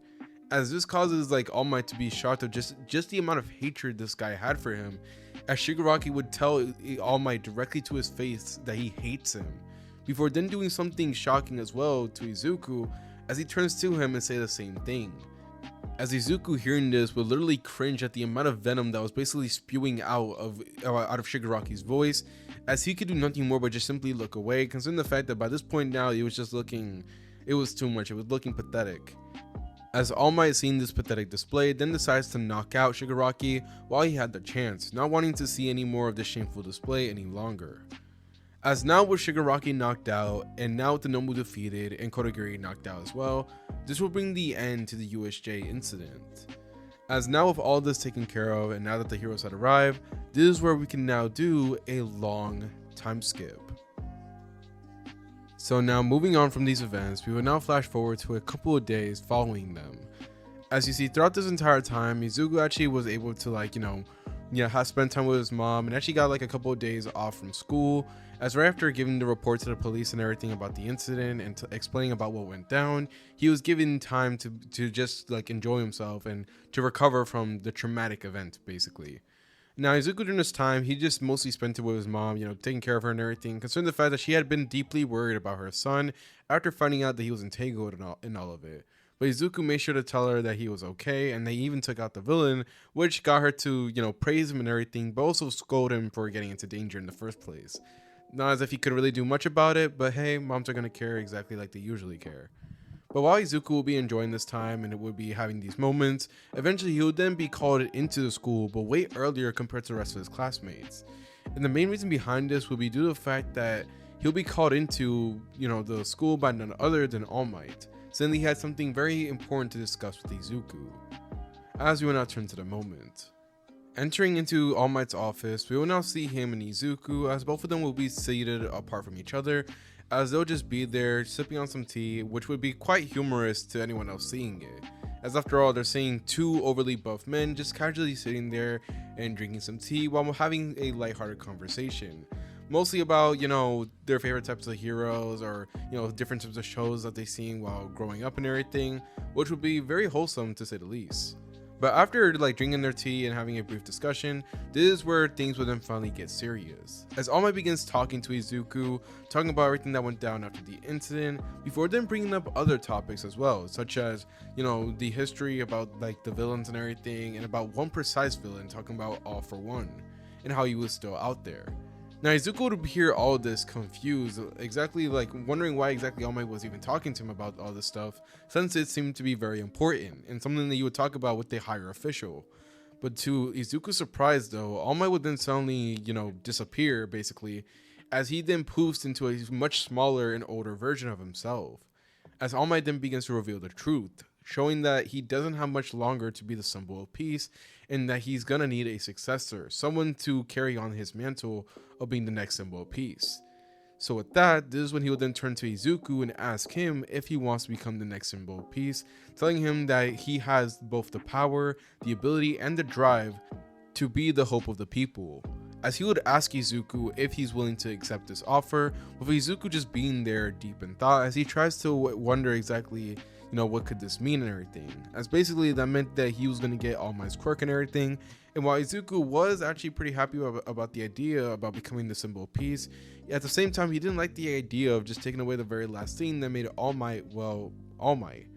As after thinking about it for a while, this is when Izuku then decides to actually tell All Might that he doesn't want, one for all, which would surprise All Might, as he would ask Izuku if he's sure, and even tries to persuade him to reconsider, but this is when Izuku would then shake his head, telling All Might that he does not want to have, his quirk one for all, but rather he will still take up the mantle of being the next symbol of peace. As in all honesty, Izuku wants nothing more but to try to help out people in the world, and that's about it. That's the main reason why he even tried to become a hero. And hearing Izuku's genuine response would cause All Might to then suddenly drop all his offers, as he just smiles over the fact that he knows for sure that in the future that there will be someone to look after everyone else, and that there will be someone that will be there to protect civilians from the villains, someone who could actually inspire hope. And while he is upset that he wouldn't get a successor just yet, he is happy to know at the very least that Izuku would just be there to help out and to protect the people, around the world. As he ends up thanking Izuku for what he said, as afterwards, this is where Izuku would then end up leaving the room, with All Might sighing as he then decides to look at the next list of options that he has available, as he actually ends up finding one very particular that he thinks could work out very well and benefit from this. As now with this whole event taken care of, this is where we will now do another brief time skip, as we will now turn to the very day that all the students finally come back to school. As by this point now, we will see them just, walking into the campus, as upon their arrival there, they'll be hit with a bunch of reporters trying to find out any more about the events that went down. However, unfortunately for the reporters, they wouldn't get anything, as the students would just get into the campus, ignoring them, as they would just go in there trying to get back to the regular schedule. As now with that said, from this point on, we will see things then proceed very smoothly for the class, as other than the fact that Aizawa would be there and wouldn't be in a full body cast and everything, we will see things then play out almost exactly as it does in the main timeline, all the way until Aizawa ends up mentioning about the sports festival, and right as the students were about to leave the classroom, that's when they then see that they're surrounded by the rest of the students. So needless to say, this entire sequence of events play out similar or exactly the same, all the way until eventually it's time for them to start training for the UA Sports Festival. Now during this point though, as the entirety of Class 1A would be training for the UA Sports Festival, and as they were talking to each other about it, this is where something interesting would then happen. As while Izuku would be there like talking to Ochako and Iida, this is when he would then be approached by Todoroki. As he decides to approach him sometimes during the days when they were like training and everything, as he approaches Izuku and actually begins challenging him to become the top student of Class 1A. Now this surprises everyone considering the fact that in their minds, Izuku is the strongest student, but Todoroki and even Bakugo, even though he didn't really win against Izuku and did no damage to him, all three of them were basically the top three students of the class in terms of power. So seeing that Todoroki was willing to actually challenge Izuku as well was surprising. And Bakugo, seeing Izuku gets challenged, also decides to like add himself into the convo too, which ends up leading to a tension between all three of them, as basically to find out who was the top student after the UA Sports Festival. But Izuku, seeing this challenge, instead of like taking it too seriously and everything, he would just casually accept it. As to him, this was nothing more but an activity. Like this was literally just a sports festival. Like it was not that serious, bro. But still, nonetheless, after Izuku had accepted the challenge and after the three of them had agreed to find out, who was the better one out of the three, this is where we will then see them as they continue on with their training until eventually the very day of the sports festival would then begin, as we will now turn to said day. As now entering the scene real quick, we will now turn to see all of the students who would be there, as they will now be in the first portion of the UA Sports Festival, this being the obstacle course. As lined up among them would obviously be Izuku, who was sticking out like a sore thumb. But even though he was getting a lot of attention and everything, he did not waver at all, as he was primarily focused on the sports festival itself, wanting to do good and also to show everyone what he can do. As he would just be there, taking some deep breaths and getting to preparations, we will see the other students who will be looking at him, trying to wonder exactly who the heck was this guy, since many of them couldn't believe that he was, a part of their class. But right before they could, continue thinking about it though, this is when the announcer would then tell them to begin, as this would immediately start the race among the students. However, right as the students were about to start running though, this is when Todoroki would then pull similar to what he did to the main timeline, as he ends up creating a ginormous amount of ice basically. Like he ends up hitting a bunch of students with the ice, freezing them in place while he tries to get ahead.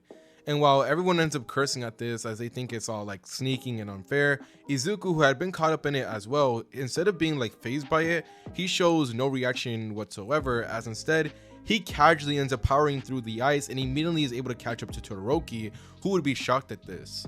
As he tries to freeze Izuku once again, but Izuku just casually breaks the ice that was thrown at him using his fist, as afterwards he would then use like even more of his strength to then get the lead over Todoroki. As he begins to charge forward, easily breaking robots that were in front of him as if there were nothing, as he gets the lead easily. As this causes Todoroki to curse along with the other students who are also trying to catch up to him. As for the next following moments of this entire obstacle course, we will see Izuku as, using his wits and also his strength, Izuku would be able to maintain the first place position throughout the entirety of the race. With this surprising everyone, as no matter what they threw at Izuku or no matter how many students tried to intervene, it was pointless, as Izuku's pure brute strength was more than enough for him to overcome everything.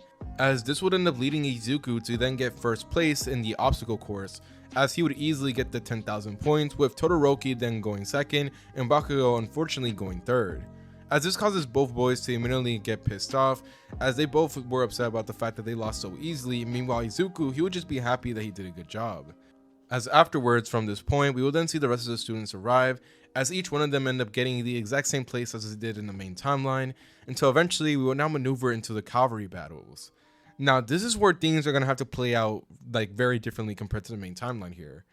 As quickly realizing that they're going to have an issue with the Calvary battle, since it's usually meant that, the player, like the one with the most amount of points, is supposed to be like on top of like his teammates. The entirety of the UA staff and just the entirety of UA in general realized there was an issue here. Mostly the fact that Izuku Midoriya couldn't be lifted. Like legit, he was way too heavy and way too big for any of the students or a team of 3 to even lift him up. So this causes them to have no choice but to actually bend the rules a little bit for him, considering the fact that just trying to like make him or force students to actually try to pick him up and everything, that just seemed like way too cruel. So with that, they decided to actually give Izuku the opportunity to team up with everyone, but he must be basically the bottom one while, he has to give the headband to someone else. And Izuku, he was perfectly fine with that rule. As similar to the main timeline, Izuku would end up forming a team with Ochako, and also he ends up teaming up with Hatsume as well, and also Tokoyami. But this time around, instead of Tokoyami being the one in the front and Izuku being the one lifted into the air, thanks to the rules getting bended for Izuku would actually give his 10k headband to Tokoyami, who would be the one on top of everyone, as Izuku would be the one in front of the group, making sure to protect them. As quickly realizing the situation now, as many other teams can see it, due to the fact of just how built Izuku is and because of how huge he is, they realize that basically the entirety of Izuku's group is basically like a tank, like they're all gonna have to charge at him. However, unaware to all these groups that had the idea, unfortunately for them, Izuku was already thinking 2 steps ahead, as he already had a plan in mind in order to deal with them. But for now, he decided to wait for the Calvary battle to begin, which would do so in a couple of minutes passing by after all the teams are formed. As once midnight would then tell them to begin, this is where the Calvary battle would then start, as immediately tons and tons of teams then rush at Izuku's group, with Tokoyami tensing as he brings out Dark Shadow, and also Hatsume as well as Ochako doing the same thing as they begin to try to activate their quirks or use their gadgets in preparation. But Izuku tells them to actually wait and calm down since he already has an idea. As right as all these teams were approaching, this is when Izuku would then casually lift his leg up into the air before then letting out a battle cry as he then slams the leg onto the ground, and once he does, this ends up causing a ginormous amount of cracks to appear all over, as Izuku ends up breaking the entirety of the area where the Calvary battle was taking place. As legit, his stomp was so powerful that it creates like craters all around the area, causing many of the other teams to actually slip off, with many teams falling over just because of the the shockwave coming from the impact. As everyone just be looking around in complete shock of Izuku's display, but before like they can say anything or even question if this was allowed, this is when Bakugo as well as Todoroki then decide to make their move, as they themselves were also going after Izuku and his team's headband. But before they could even get close though, Izuku was already making the move, as thanks to a combination of Ochako's quirk and also Hatsume's gadgets, Izuku and his group are able to actually move around very quickly, avoiding both of the teams, as this causes both teams to then curse until Iida then gets the idea that he does in the main timeline, using his nitro boost to immediately like speed blitz Izuku and his group. As for a temporary amount of time, Todoroki and his group were able to take away Izuku's group's headband, and although this would cause some temporary setback for Izuku's group, they are able to recover eventually, as after reorganizing themselves and after going after a couple other smaller groups, they'll be able to gather enough headbands to at least make it into the top 3, which would be more than enough to allow them to move on to the next round. As now with the Calvary battle taken care of, this is where we can now move on to the next round, which will be the one-on-one matches. As now doing a brief change of scenes, this is where we're now going to turn to see the very first few matches, with the very first one up being Izuku's match. But this time around, his opponent is going to be different, as instead of facing off against Shinso, which would have been a, not really a match, this time around, Izuku will be facing off against none other than Iida, as Iida would be the first one to face off against Izuku in this reality, as both of them will be called up to the arena. Now both of the friends would look at each other with a nod of respect, with Iida telling Izuku not to hold back on him, with Izuku telling him to do the same thing. As afterwards, we would then see the two of them as they end up arriving at the arena, with the crowd cheering their names, ready to see what was going to happen. As Midnight will be looking at the two of them, making sure that both fighters were ready, which the two of them were. They were not even like smiling or even speaking to each other. They were locked in. This is when Midnight would then tell them to begin. As immediately, right out the gate, we will then see Iida as he charges at Izuku without any hesitation. And Izuku, seeing the attack approaching, he would do nothing more but actually just stomp the ground really hard to kind of like slow down Iida's momentum.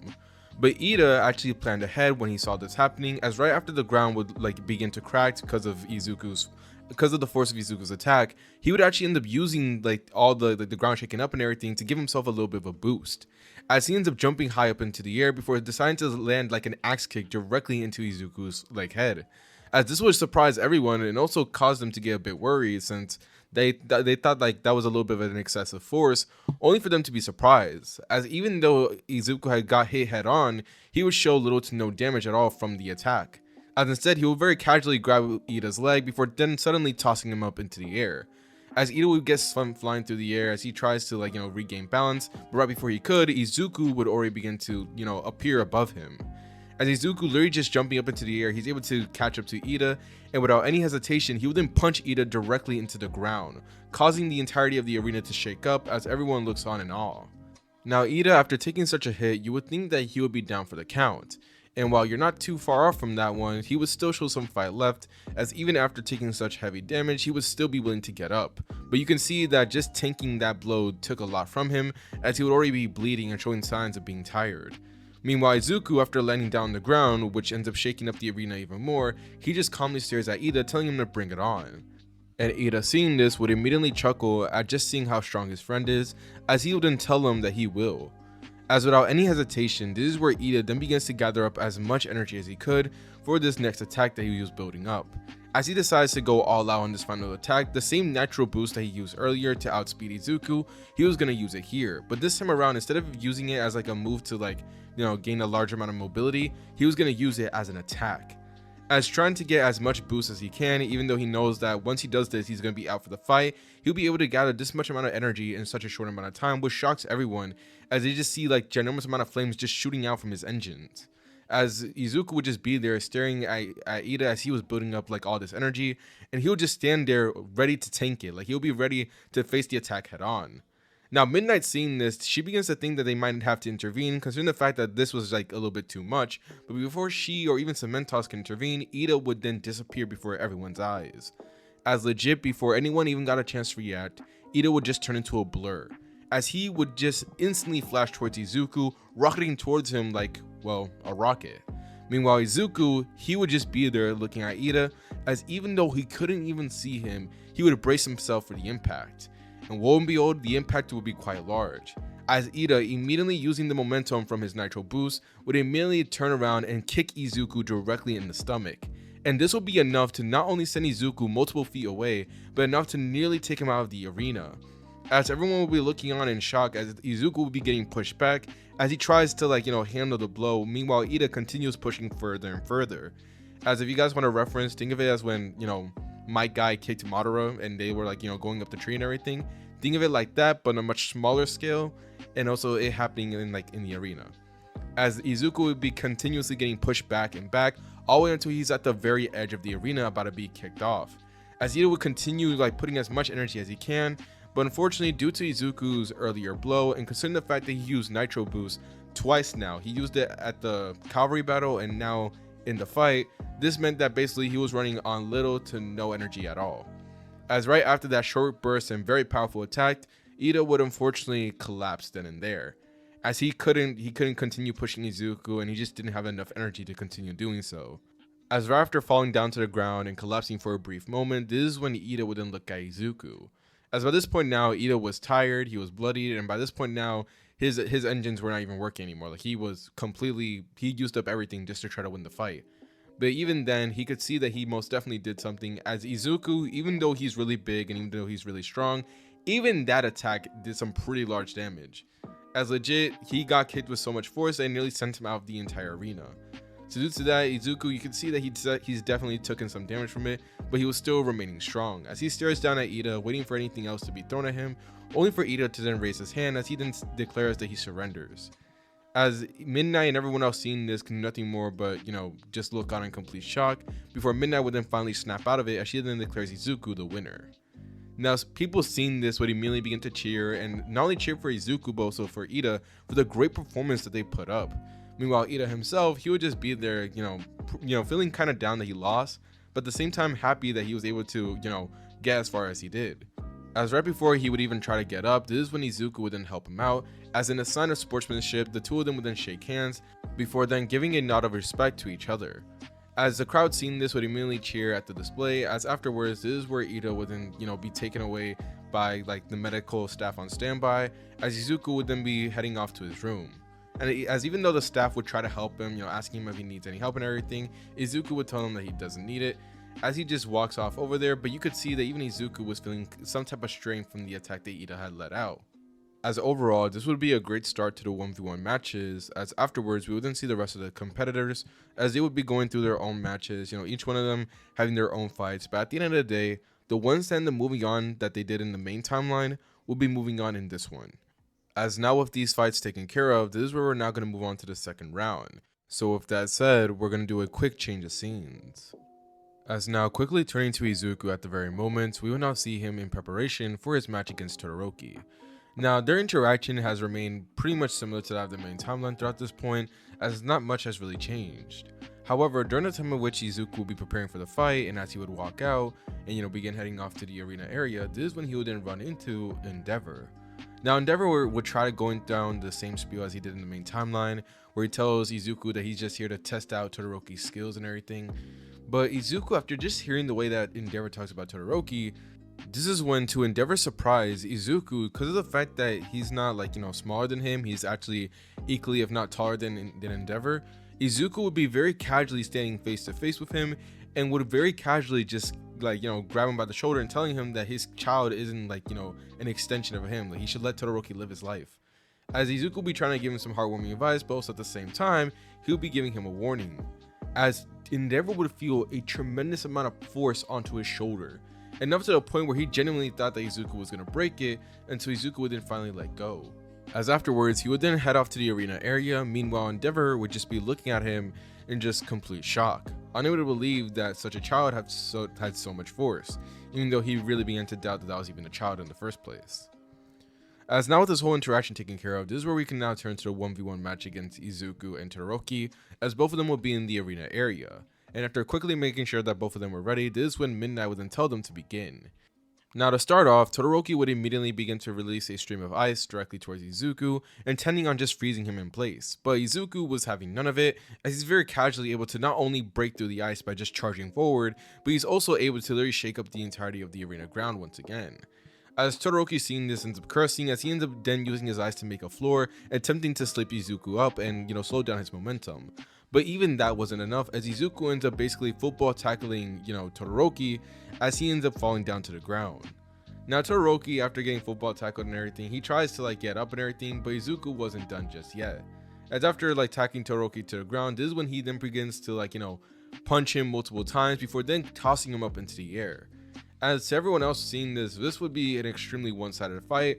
Meanwhile, Todoroki would be very confused, as even against Iida, Izuku was very much just passive, he allowed himself to take the hits, but this time around Izuku was going on the offense. But right before Todoroki can try to find out, this is when Izuku would then jump up into the air, as while Todoroki was in the air and while he was reevaluating the whole situation, Izuku would then grab Todoroki by his leg, and he would then toss him to the ground Hulk style, as he gets slammed and cratered into the ground of the arena floor. As everyone watching can't help but wince, as Todoroki himself was literally nearly about to fade into unconsciousness just from the blow. But before he could even think about trying to get up and everything, this is when suddenly Izuku would then fall right in front of him, as he begins to approach once again. And Todoroki, maybe as a sign of desperation, or maybe because of the fact he didn't care at the very moment, this is when, to everyone's surprise and to Endeavor's excitement, Todoroki would then unleash his flames, telling Izuku to back off, with Izuku just casually standing exactly where he was. He didn't move too far or really did anything. He just stopped moving towards Todoroki. Meanwhile, Todoroki, realizing that he was using his flames, he began to curse, as he tries to as he would attempt to deactivate it, only for Izuku to then call him out, telling that what he was doing right now was pathetic, as he will begin to go on the whole hero monologue about how that quirk was his and that how it wasn't Endeavor's. But Izuku would add a little bit of a twist here and there to it, considering the fact that he makes it very clear that he thinks Todoroki is pathetic.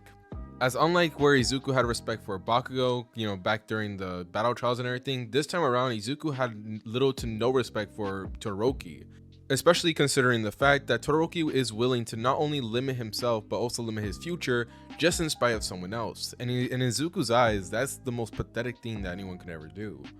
So after Izuku would convey this message to Todoroki, in just a brief moment of being peace and a brief moment of finally being free to do whatever the heck he wants, this is when he would then begin to unleash his flames.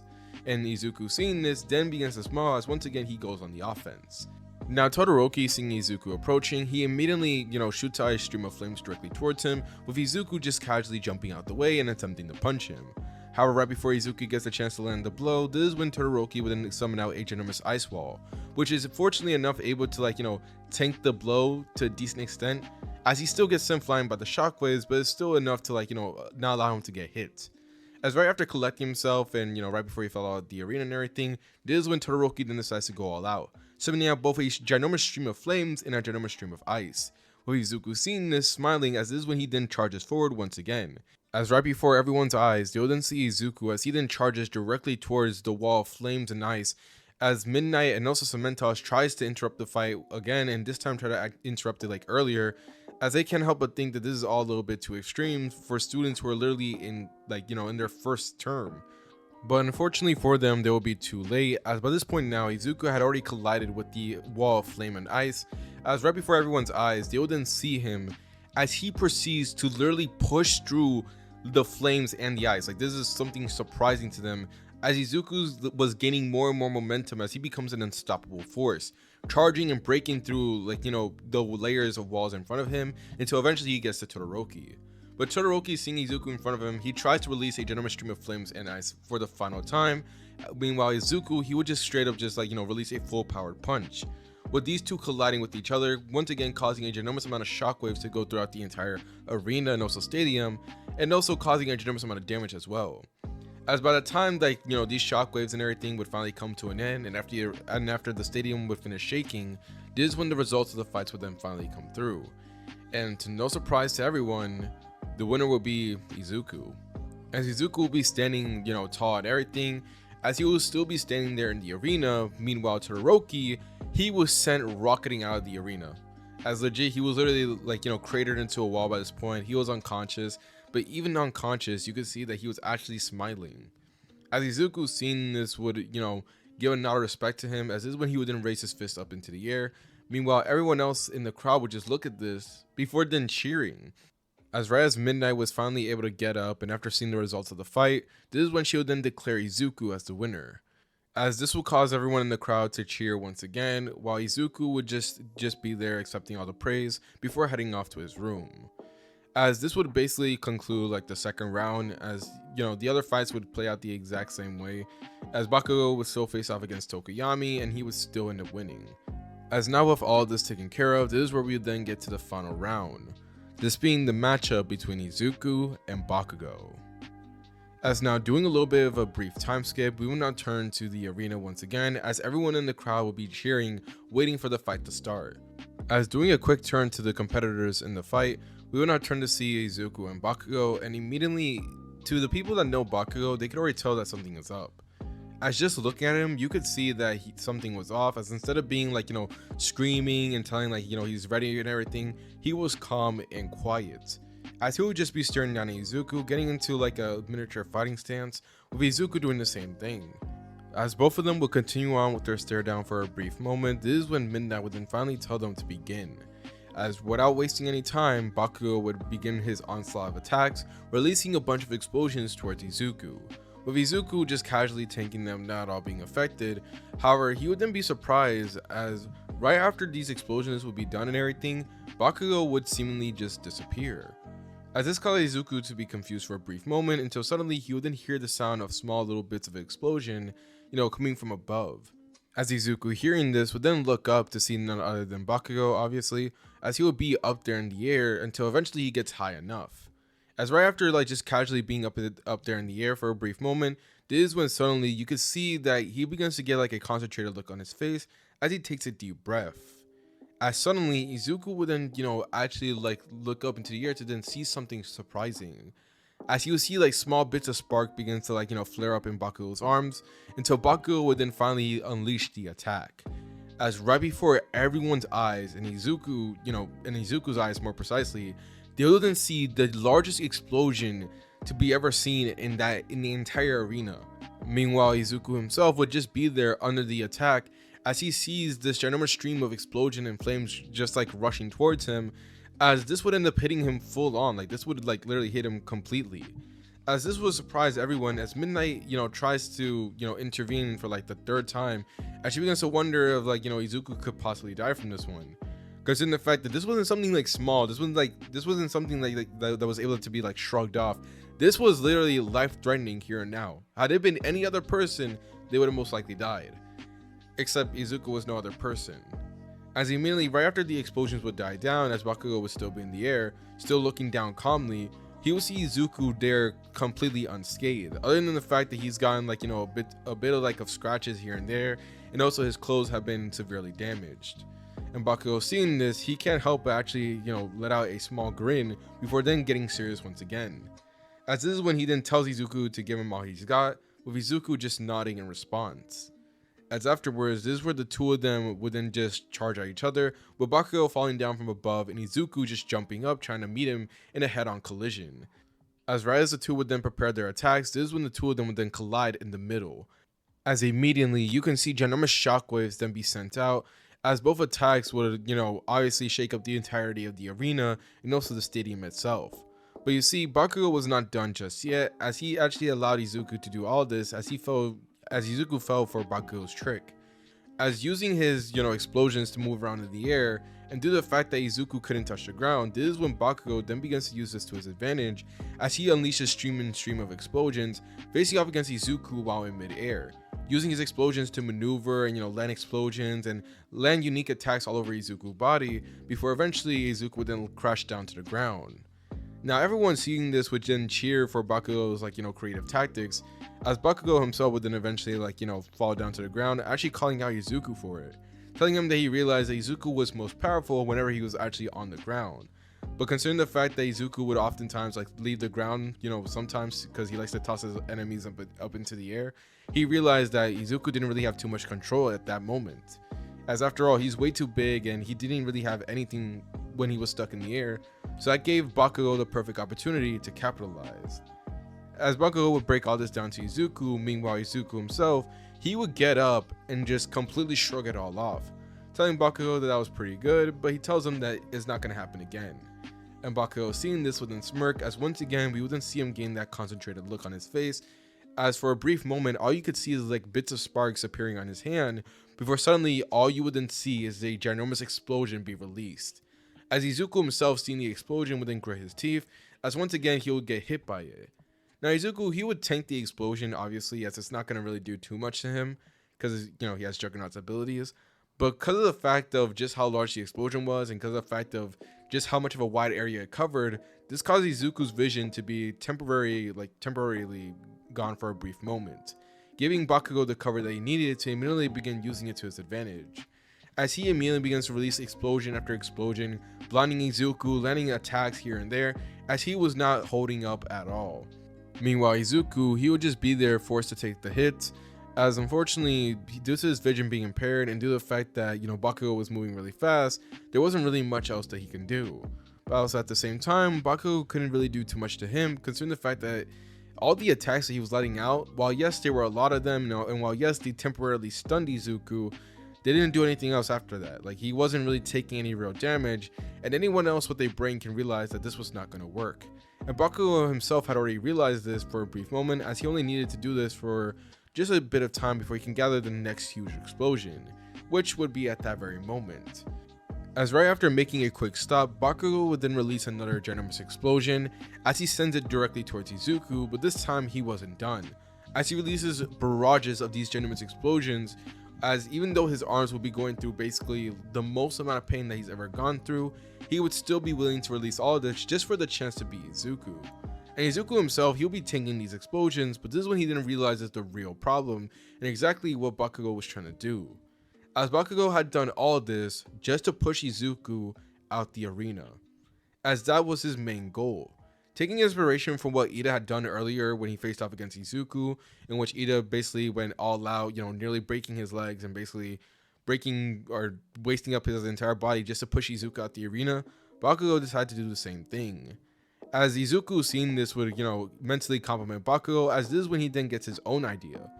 As while Bakugo will be in the midst of doing this and everything, this is when, to his surprise, he will then begin to feel the ground itself as it gets lifted up. As Izuku at that moment would be there lifting up the cemented ground, as he literally basically stabbed his hands into the cement and was lifting it up, as to everyone's surprise, Izuku would then very casually toss the ginormous cemented ground into the air, with this being the most unbelievable thing that anyone has ever seen, as Izuku after doing this would then very casually jump up into the air. Meanwhile Bakugo himself would be too caught off guard to realize what was going on, as Izuku would then release streams and streams of punches into the cemented floor that he lifted up into the air. And if you guys want reference to this scene, think of it as when Gon fought against Hisoka in the Heavens Arena, as he'll be playing out exactly like that, but on a wider scale.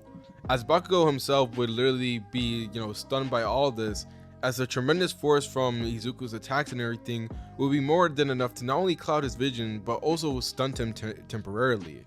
But before he even gets a chance to like recover and everything, this is when Izuku then grabs him by the ankle, finally being able to actually grab him for a brief moment. As to Bakugo's surprise, he would then feel a tremendous amount of force as he would then be sent rocketing down to the ground. As Bakugo, realizing what this meant, curses as in one last ditch effort to try to like do some damage to Izuku. He then releases a ginormous explosion, as this explosion would hit Izuku while he was still up into the air, as both of them would end up getting hit by their respective attacks at the same time. As overall, it looked like a ginormous cluttery mess to everyone else watching it, as they can't help but look at the scene in complete shock.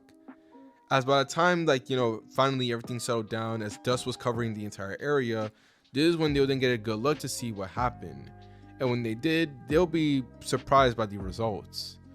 As Bakugo would be shown, but he would be unconscious, bloody, and would be cratered into the very floor of the stadium itself. But even then, you could see that he was actually smirking, similar to what Todoroki had done earlier. As even though he was beaten, he actually was happy at the same time. Meanwhile, Izuku, he would be shown as well, as by this point now, he had also fallen down to the ground. And when you actually got a good look at him, you could see that he himself was also pretty stunned, as he did not expect Bakugo to go out the way that he did, as he expected Bakugo to at least try to fly up or do anything. But no, in a last ditch attempt, while Bakugo was literally getting sent flying to the ground, he literally chose to still attack Izuku at the very end. As Izuku can't help but respect that play, as afterwards, this is when Midnight would then approach the two of them, realizing that both of them were technically out of the arena because Izuku tossed it into the air, so they had really no way of calling the match until Aizawa would then speak up from the mic.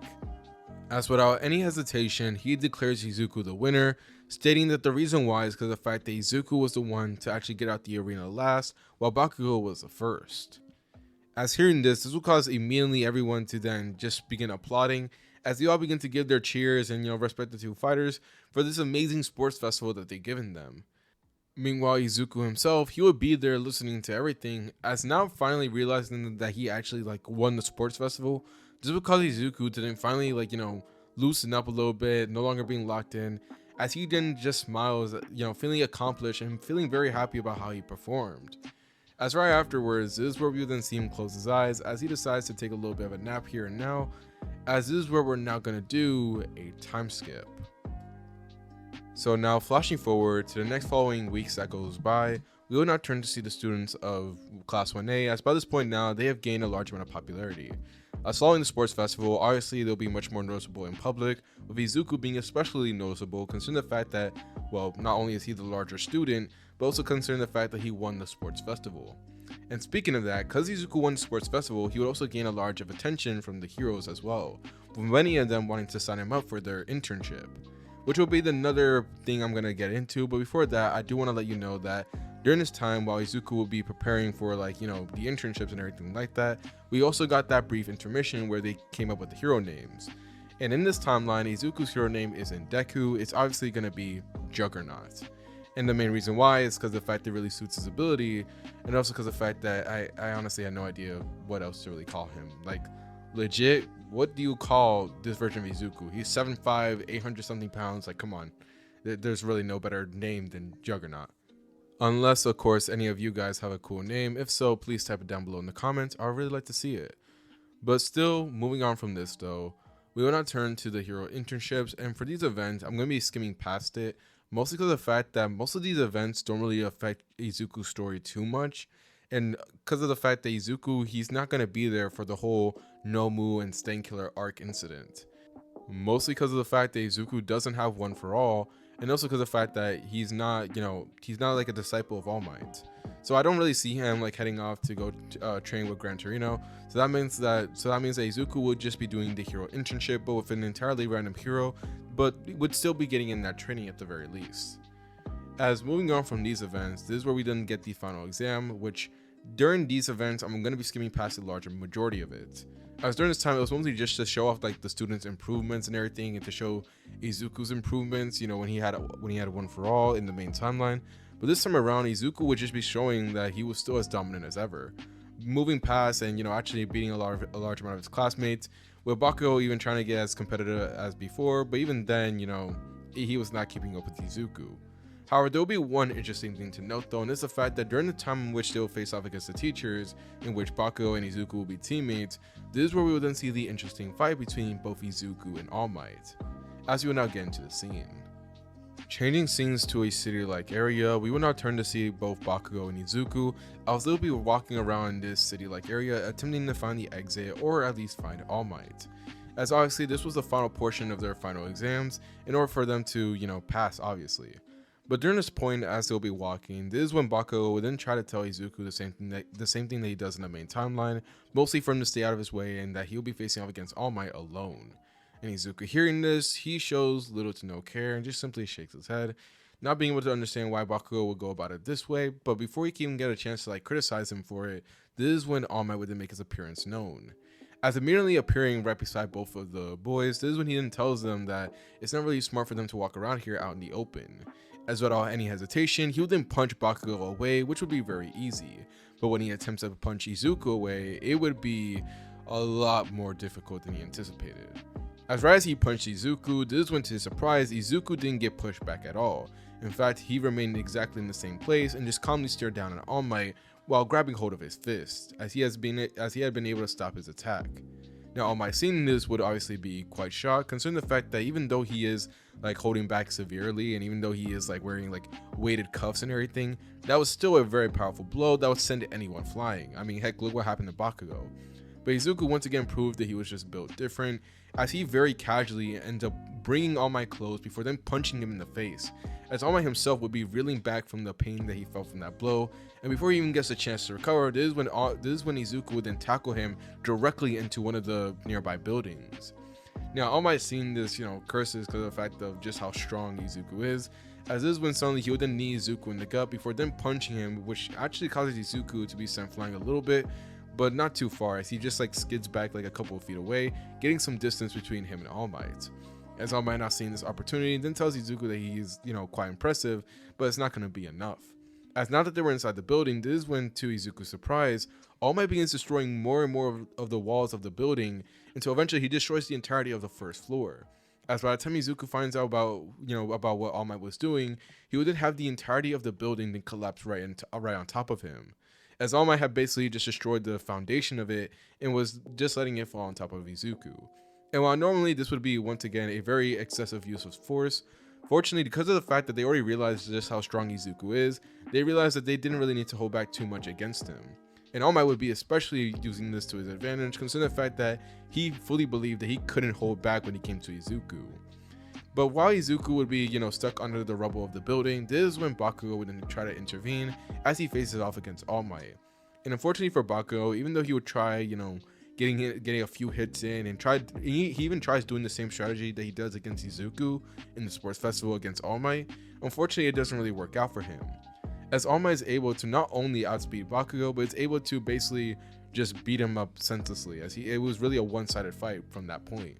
But while All Might will be distracted with Bakugo, this is when, out of the smoke that was coming from their fight against each other, Izuku would then appear, as he would appear out of the smoke and then immediately hit All Might in the back of his head, as this will cause All Might to be sent flying and crashing to another one of the buildings, before Izuku would then pick up Bakugo and then immediately start moving. Now Bakugo, feeling Izuku pick him up and everything, he'll begin to curse him, telling him to let him go, as he says that he's not going to run away like a coward. But this is when Izuku then tells him to shut up, reminding Bakugo that their whole point here is to go ahead and leave the area. And Bakugo, hearing this, then curses as he tells Izuku that he doesn't want to go ahead and have any part about this, saying that he wants to go back and continue on fighting. This ends up leading to an argument between the two of them as they continue on with this argument, with Bakugo wanting to selfishly face off against All Might and Izuku telling him that he's not willing to fail the exam for this guy. But right as the two of them continue on with this argument, this is when All Might would then make his appearance known once again, telling Izuku that was quite mean of him to just toss him into a building like that. With Izuku cursing us, this is when All Might would then punch him directly in the back, with Izuku and Bakugo getting sent flying, considering the fact that Izuku was carrying Bakugo during this time. As the two of them would get sent flying a couple of feet away, this is when suddenly they're both able to recover at the same time, as both of them would take a look at each other before cursing the other one's existence, before this is when they would then lock in. As Izuku then tells Bakugo that he wants to go ahead and pass his exam, but if Bakugo is so adamant about taking on All Might, then Izuku might as well work with him, considering the fact that he wants to pass the exam, and if they have to take down All Might, then he will do so. Now Bakugo hearing this doesn't say anything, but you could actually tell that he was actually liking the idea of taking down the #1 hero. As he tells Izuku to just stay out of his way, as this is when he would then rush out All Might, firing off a ginormous amount of explosions directly towards him. Now All Might seeing this is able to shrug it off, obviously not at all caring about the explosions, as the only thing they would really do would be temporarily blinding him, but that was nothing, or at least at first that was nothing. But when you add Izuku into the mix, you realize just how dangerous this could be, as Izuku out of nowhere would then punch All Might in the stomach, causing him to grit his teeth as he ends up wincing a lot in pain, mostly because of the fact that when Izuku hit him in the stomach, he unknowingly hit him in the area where All For One had given him the injury.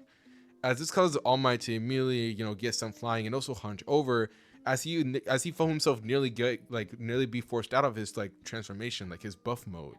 But fortunately, he's able to stop himself after realizing the students were still watching, as after, tanking the blow and getting up, this is when he would then rush at the two boys, with immediately both Bakugo and Izuku just jumping him, as even though the two of them basically refused to fight with each other, and basically, were adamant about doing things their own way, they would actually be working extremely well with each other, with Bakugo causing a large amount of explosions and smoke, giving Izuku the perfect screen to run around and do some serious damage against All Might.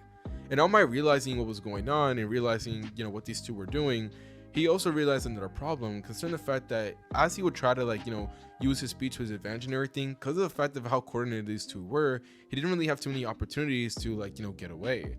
And considering the fact that Izuku had landed already a large amount of blows onto his body, enough to the point where he was already tired from being in his buff form, this would cause All Might to realize that he has no choice but to surrender. As after both Bakugo and Izuku would just continue on with their their styles of attack and teamwork, eventually this is when All Might would then finally stop the two of them.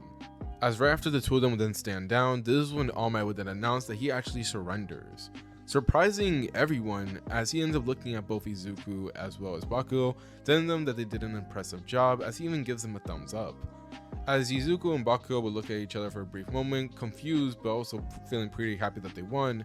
Meanwhile, All Might would use this opportunity to immediately get away, as even though he knows that Izuku already saw him in his smaller form and everything, he didn't want Bakugo and the rest of the students to see it as well. As All Might, right after running away, you could actually see him beginning to cough up blood and everything, as he can no longer hold on to their transformation, as he realized just how close he was to just losing this transformation if he were to continue on with that fight. As right afterwards, this is where we would then see both Bakugo and Izuku then pass their final exams, as now with this part taken care of, this is where we can now move on to the real event, this being the forest training camp, as we will now move towards it. So now, starting off the events of the forest training camp, we will now first start them off with Izuku and his classmates obviously just being there, arriving at the forest itself by bus, as when they end up getting dropped off and getting explained about what they're supposed to do, this is when, to Izuku and the rest of his classmates' surprise, they'll be tossed directly into the woods, with no warning or really anything like that. And not only that, but immediately then get into a fight with animals or creatures that were in the woods, as Izuku and his classmates would be forced to fight since the very first time they will be dropped off at the woods to the very end of the day. As by the time they finally arrive at the the training camp and everything, they'll be extremely tired. Well, everyone except for Izuku, who actually revealed to be perfectly fine.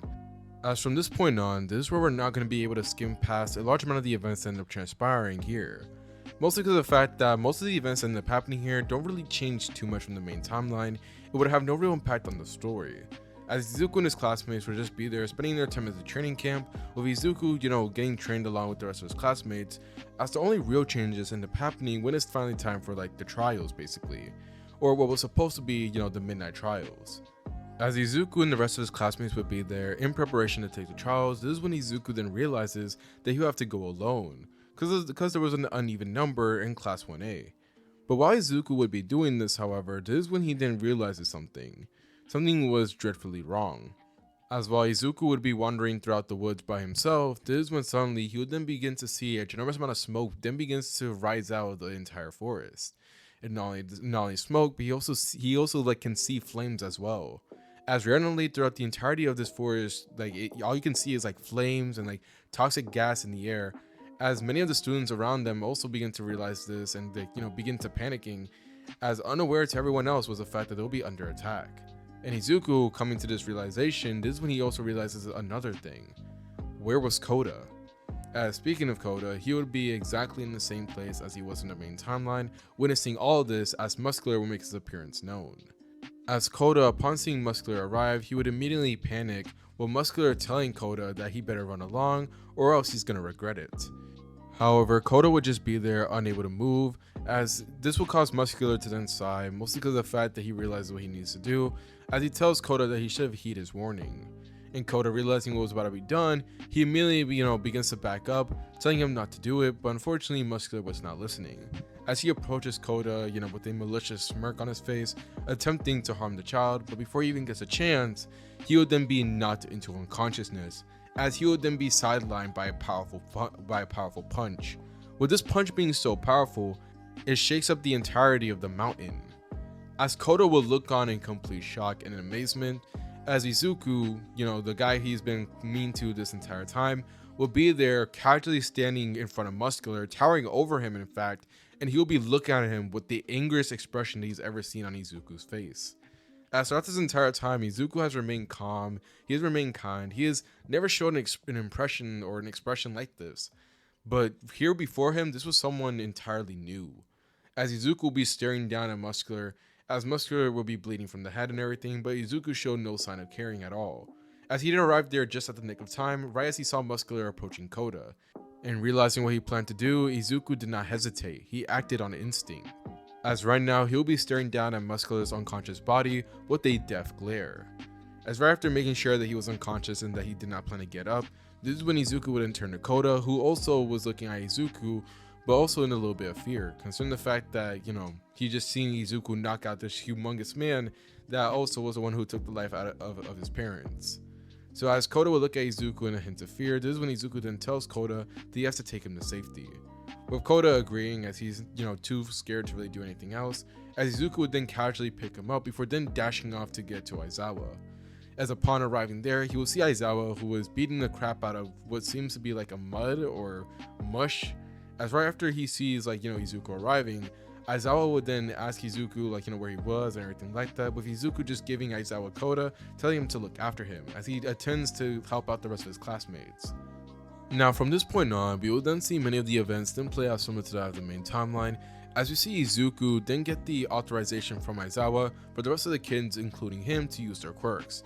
And after Izuku ends up arriving on the scene where he sees the members of the Pussycats facing off against, two members of, two random villains, this is when he ends up letting them know about Aizawa's authorization, to which they end up passing the message along to the rest of the students. As afterwards, we will then see Izuku as he ends up, running around throughout the entirety of the forest, looking to try to help anyone around.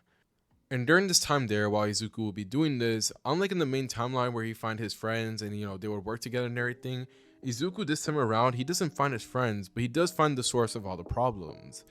As eventually running to a certain part of the woods, this is when suddenly he would then overhear the voices of the villains. As they basically begin explaining, about their operations and everything, asking if Muscular had done his job, only for another person to then respond, saying that Muscular was unfortunately unconscious. As this causes them to just sigh, telling him that they only have minor setbacks, but Izuku hearing this already realized who they were. As stepping out from the bushes and from the woods entirely, this is where Izuku would then see eye to eye with none other than Dabi. And he would not be alone, as right beside him would be Twice, as these two would just be there staring down at Izuku.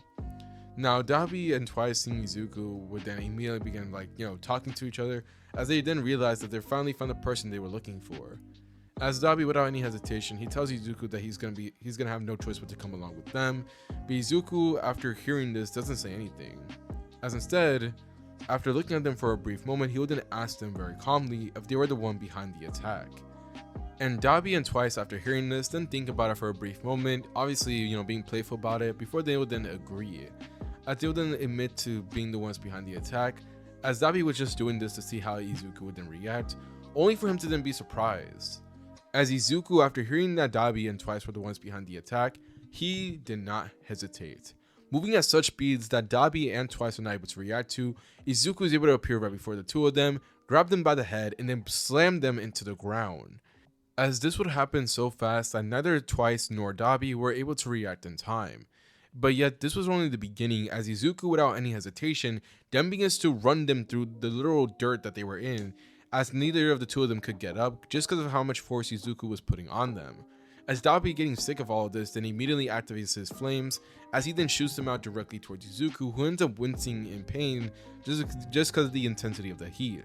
As these were nothing like, Todoroki's flames, as even Izuku had to admit they didn't burn as much. But even then, Dabi's flames were like on an entirely different level, but yet even after getting hit with these flames, Izuku was not done.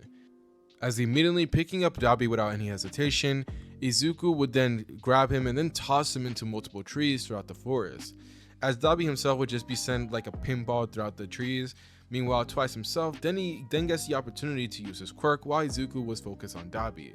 As activating his quirk, he then summons out tons and tons of clones, with each one of them, piling on top of Izuku, trying to restrain him. With Twice telling him that, he stands no chance, going about his whole typical routine about being all serious and goofy.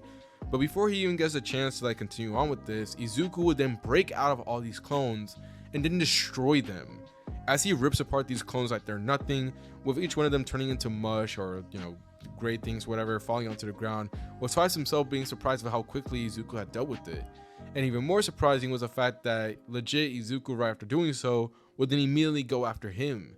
As before Twice can guard himself or get away, he himself would then be tackled through multiple trees, similar to Dabi, as Izuku would be making sure to get them back for everything that they were doing to the rest of his classmates. As from this point on, we will see Izuku as he continues on facing off against both Dabi and Twice, as the two of them just continue on with their struggles. And to say that this was really a fight would be an understatement, to say the least, as this was not really a fight. It was both Dabi and Twice trying to find a way to escape from Izuku, as Izuku was moving around like a hunter, basically just stalking them down and making sure to beat the crap out of them whenever he gets a chance. As this will go on for a couple of minutes, with both Dabi and Twice wondering where the rest of their group was, wondering where their backup was. But right as they were thinking about this is when suddenly someone would then intervene, this being Mr. Compass.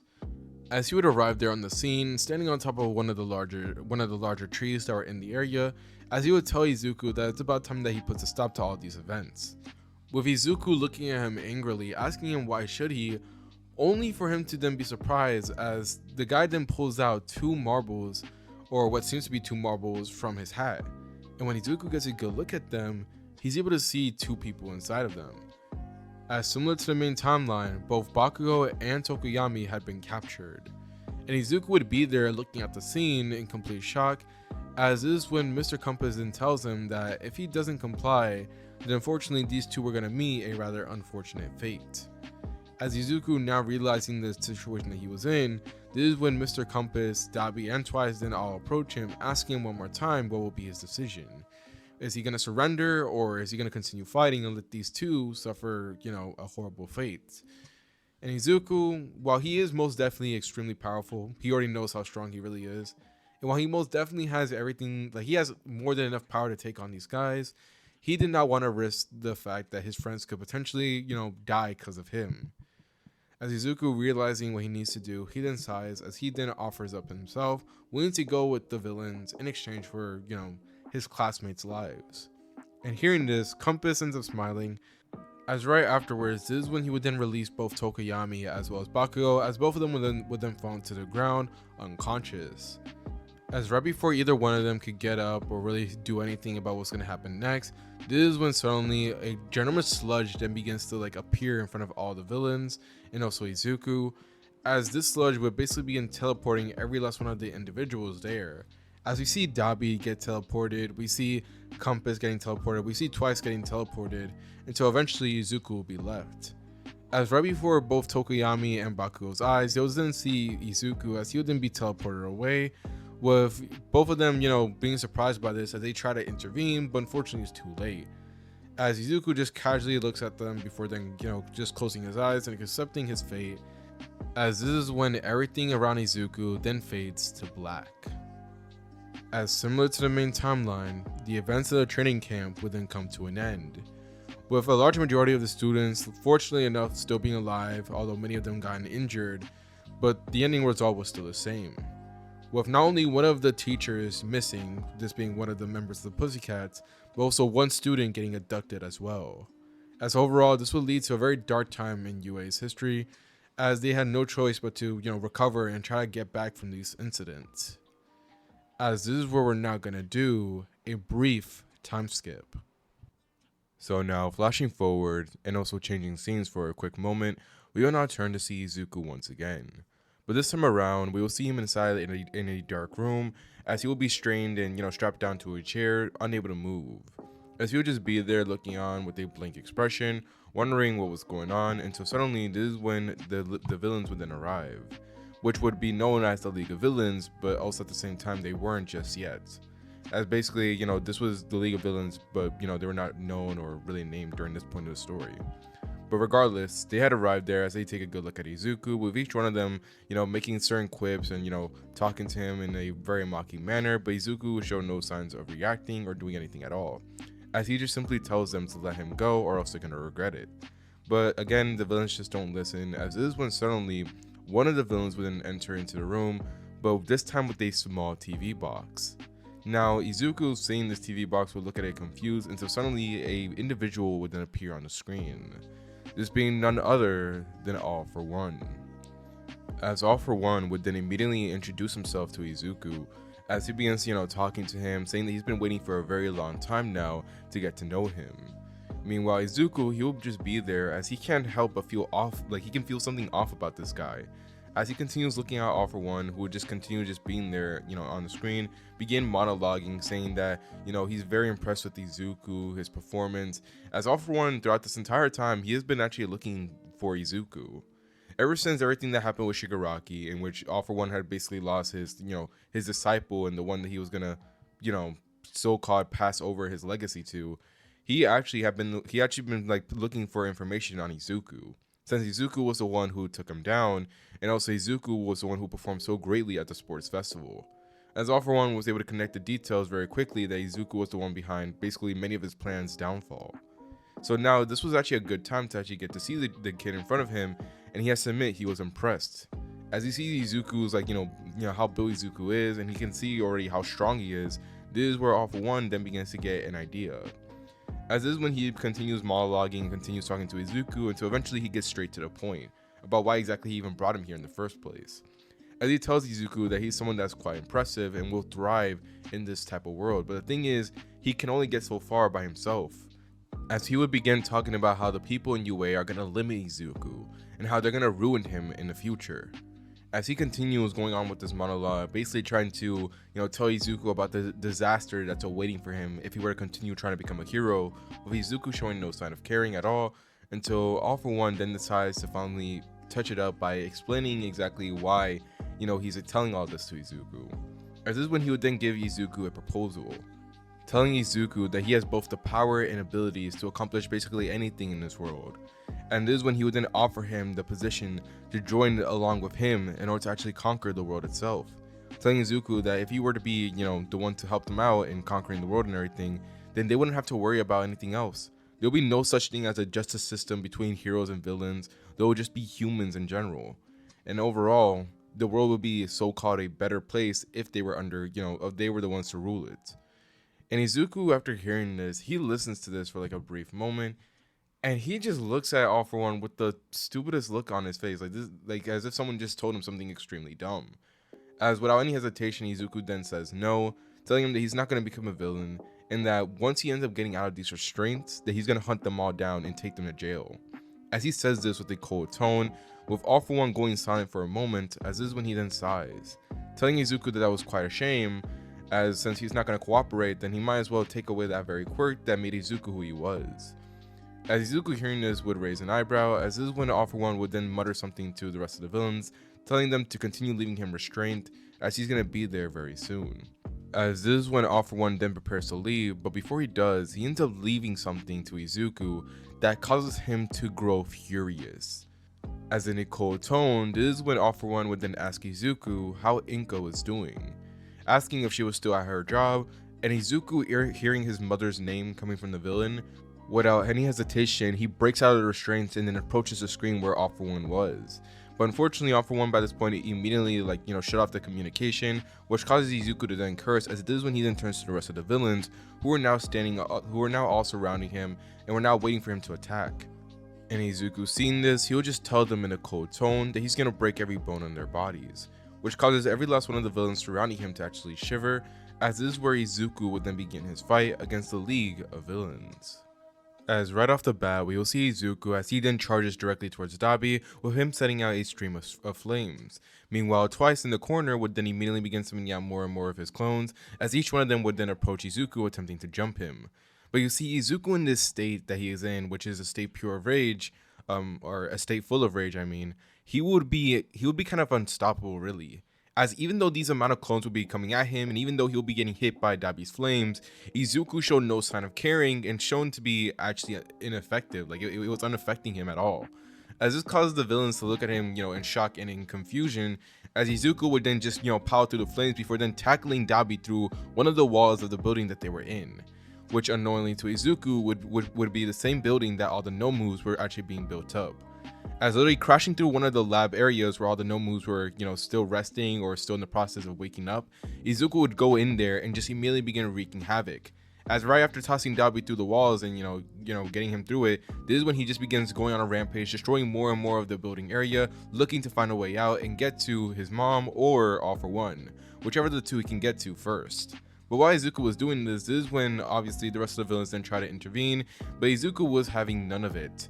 As right after one of them would try to swinging at Izuku with a sword, to which he breaks upon contact, Izuku would then grab them by the face, and then immediately without any hesitation, then slam them directly into the ground, over and over and over again. As to everyone watching, it'll be quite a brutal scene, but Izuku wasn't quite done. As right after doing this, he would then toss the villain aside before then rushing out another one and then another one, as he begins to just stomp on them and beat the crap out of them, similar to, well, if you guys want to reference, think of it as like a Hulk down beating basically. So basically any scene of the Hulk fighting, like imagine Izuku doing that. As he would just be doing this for a countless amount of moments, with the villains just trying to find a way to stop him, restrain him, or heck even just trying to get away. With this going on for quite a while, getting a lot of attention from outside, as mind you, this was supposed to be like a secluded building, but due to how much noise was coming from it, and due to hearing literally the amount of destruction that was going on, this will get a large amount of the attention from the people just walking by it. As this will cause people to immediately begin calling the police and calling up other heroes to arrive at the scene, to which they end up doing so. As overall, this will be quite a mess to see, as all you could see from like outside will be parts of the building getting destroyed and everything from what seemed to be like some type of beast wandering throughout the building. As while this will be going on and while panic begins to stir up, there will be one man arriving onto the scene, as he would be shown levitating in the air, looking at all the civilians, as they'll be like looking at the building, before he would then turn his attention to said building itself, as we would then see him raise his hand up into the air, before suddenly we would then see his arms suddenly fill up with a bunch of air, as he would then release a ginormous air cannon, with this air cannon hitting the building and just completely destroying it, shocking everyone, as many civilians end up getting pushed back from the shockwave, and also many of them begin running in panic. As flames begin to erupt from the building, as people begin to panic and scurry away, while heroes themselves, they actually look at the man above them as they see him levitating in the air, and they try to stop him, only for him to then send them flying, as it was no problem whatsoever. As this is when he then begins to approach the destroyed building, as he begins to call out Izuku's name, already knowing that he's in there. And lo and behold, he was just right. As suddenly a fist would then easily break through like the rubble of the building, as he would then emerge out of it completely unscathed, as Izuku would stare down at the man with an angry expression. As standing right in front of him very casually will be none other than All For One, as he would tell Izuku that all of this could have been handled if he simply cooperated, but Izuku was hearing none of it. As without any hesitation, he would then jump up into the air before then trying to tackle All For One into the ground, only for All For One to then send him flying with a ginormous wind blast, or at least he would try to send him flying with a ginormous wind blast. As he would look at Izuku, thinking that he was like, that would send him flying, only to be surprised as it didn't work. As Izuku would still end up crashing right on top of All For One and would begin wailing on him multiple times, punching him over and over, as All For One would begin getting cratered into the ground. Now this would surprise All For One, obviously, as he didn't expect this to happen, but he's fortunately enough able to recover. As using his intelligence, he immediately is able to figure out a way to temporarily blind Izuku and is able to slip past him just for a brief moment. As afterwards, this is when he would then use one of his quirks, as he ends up sending out multiple sharp tendons directly towards Izuku, with each one of them stabbing Izuku in the back. Now Izuku would get hit by this, but he wouldn't show really any sign of being affected by it, as rather he would then grab the tendon stabbed into his back before then suddenly yanking them towards, yanking them closer to him, which will cause All For One to then be dragged towards Izuku. And before he gets a chance, he would then get sidelined directly into the face, as he would then be collapsed onto the ground once again. And before he can even get a chance to try to get up or anything, this is when Izuku would then bring his foot down directly into his chest, cratering him into the ground even further. As All For One would cough up a bunch of blood, as by this point now the fight was getting a large amount of attention from many people, as more and more heroes began to arrive onto the scene, seeing what was going on, and were too stunned to really do anything. As some of them would even try getting close, but it didn't even work out. As unfortunately, just due to how powerful these two individuals were, none of the other heroes could get close to them, as they couldn't even touch them. Meanwhile, back to Izuku and All For One, they will continue on with their battle, as Izuku was not letting up. No matter how many quirks All For One threw at Izuku, or no matter how many times he tried to, temporarily stun him or just knock him out, it didn't work out. As Izuku, just due to how much rage and due to how much anger he was feeling at the moment, he was seemingly unstoppable. As legit, every single time he would start getting to, moving or anything like that, All For One would be powerless to do anything. As Izuku was literally physically forcing himself through all of All For One's attacks, and easily being able to get to him and hit him. As this will go on for multiple moments, as All For One continues getting beaten up more and more times, getting him flying, as Izuku and him were just going on a rampage, until eventually it would then finally lead to the final standoff. As All For One, after getting sent flying through another building, and as Izuku was approaching him angrily, this is when he would then get up one more time, telling Izuku that by far he was the most interesting individual that he's ever met, and that quirk was going to be his no matter what Izuku tried to do. With Izuku, after hearing this, just telling him to shut up, as the two of them stared down at each other before then rushing, as they were showing no signs of stopping or no signs of hesitating, as Izuku would then pull his fist back, ready to give it all he's got. Meanwhile, All For One, he would do the same thing, as he begins using a combination of quirks, each one of them going into his arm, which makes it extremely large, and also just, heavily mutated, as overall it looked very disgusting, but it seemed very powerful. As both Izuku and All For One would then rush at each other, each one of them not holding back before eventually colliding.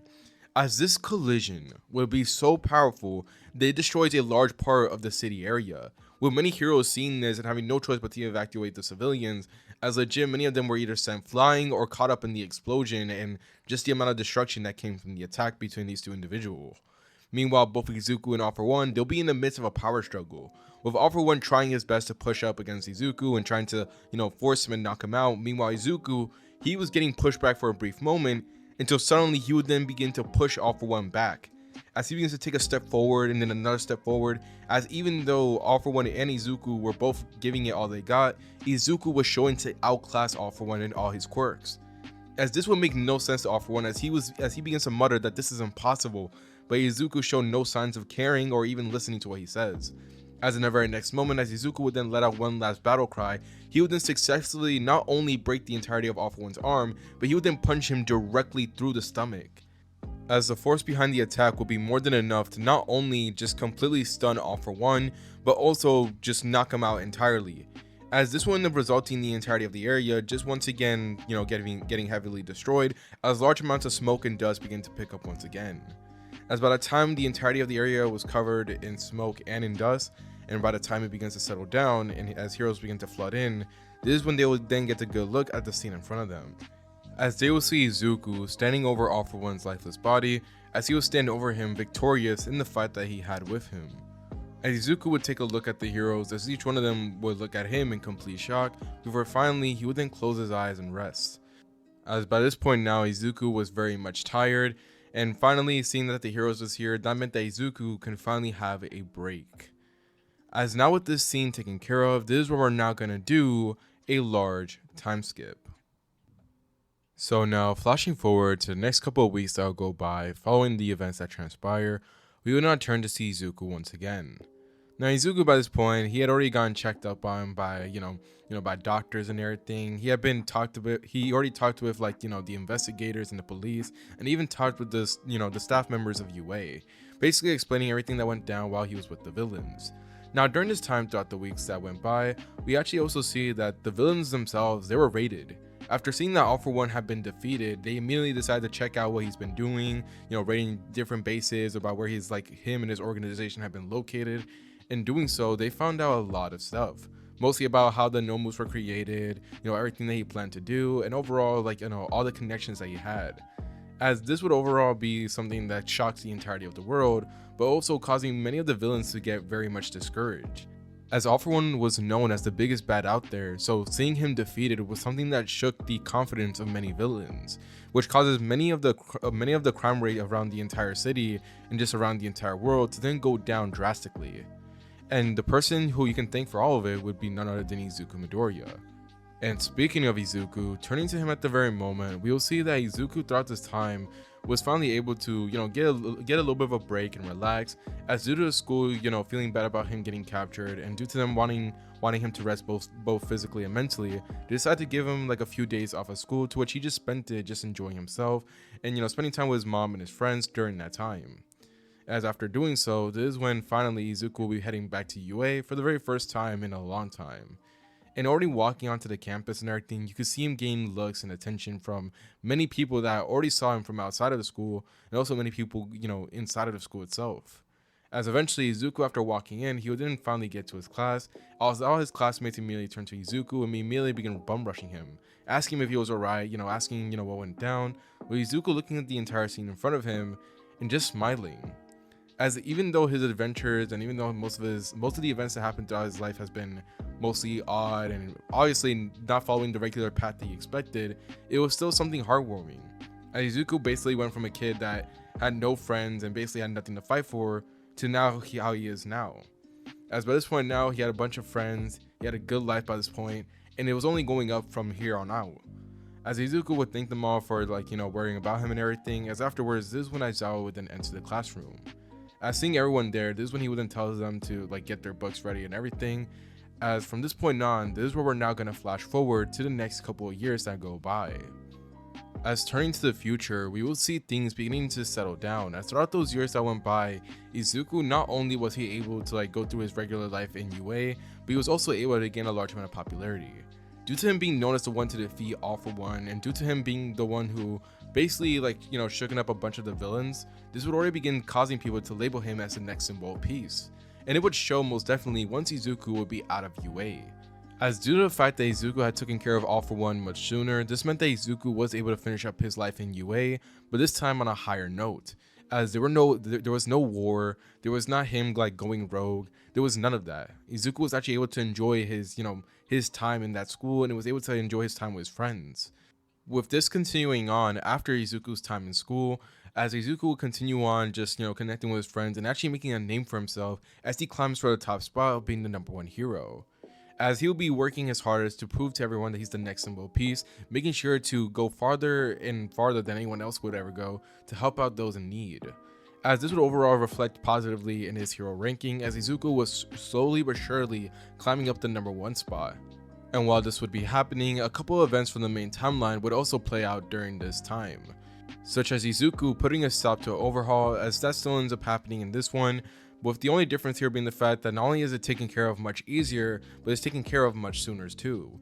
As thanks to Izuku basically just getting stronger and stronger as time goes on, and is easily outclassing his his modern day counterpart during this time, he's easily able to not only help out a lot more when it came to raiding Overhaul's base, but he's also able to rescue Irie much sooner.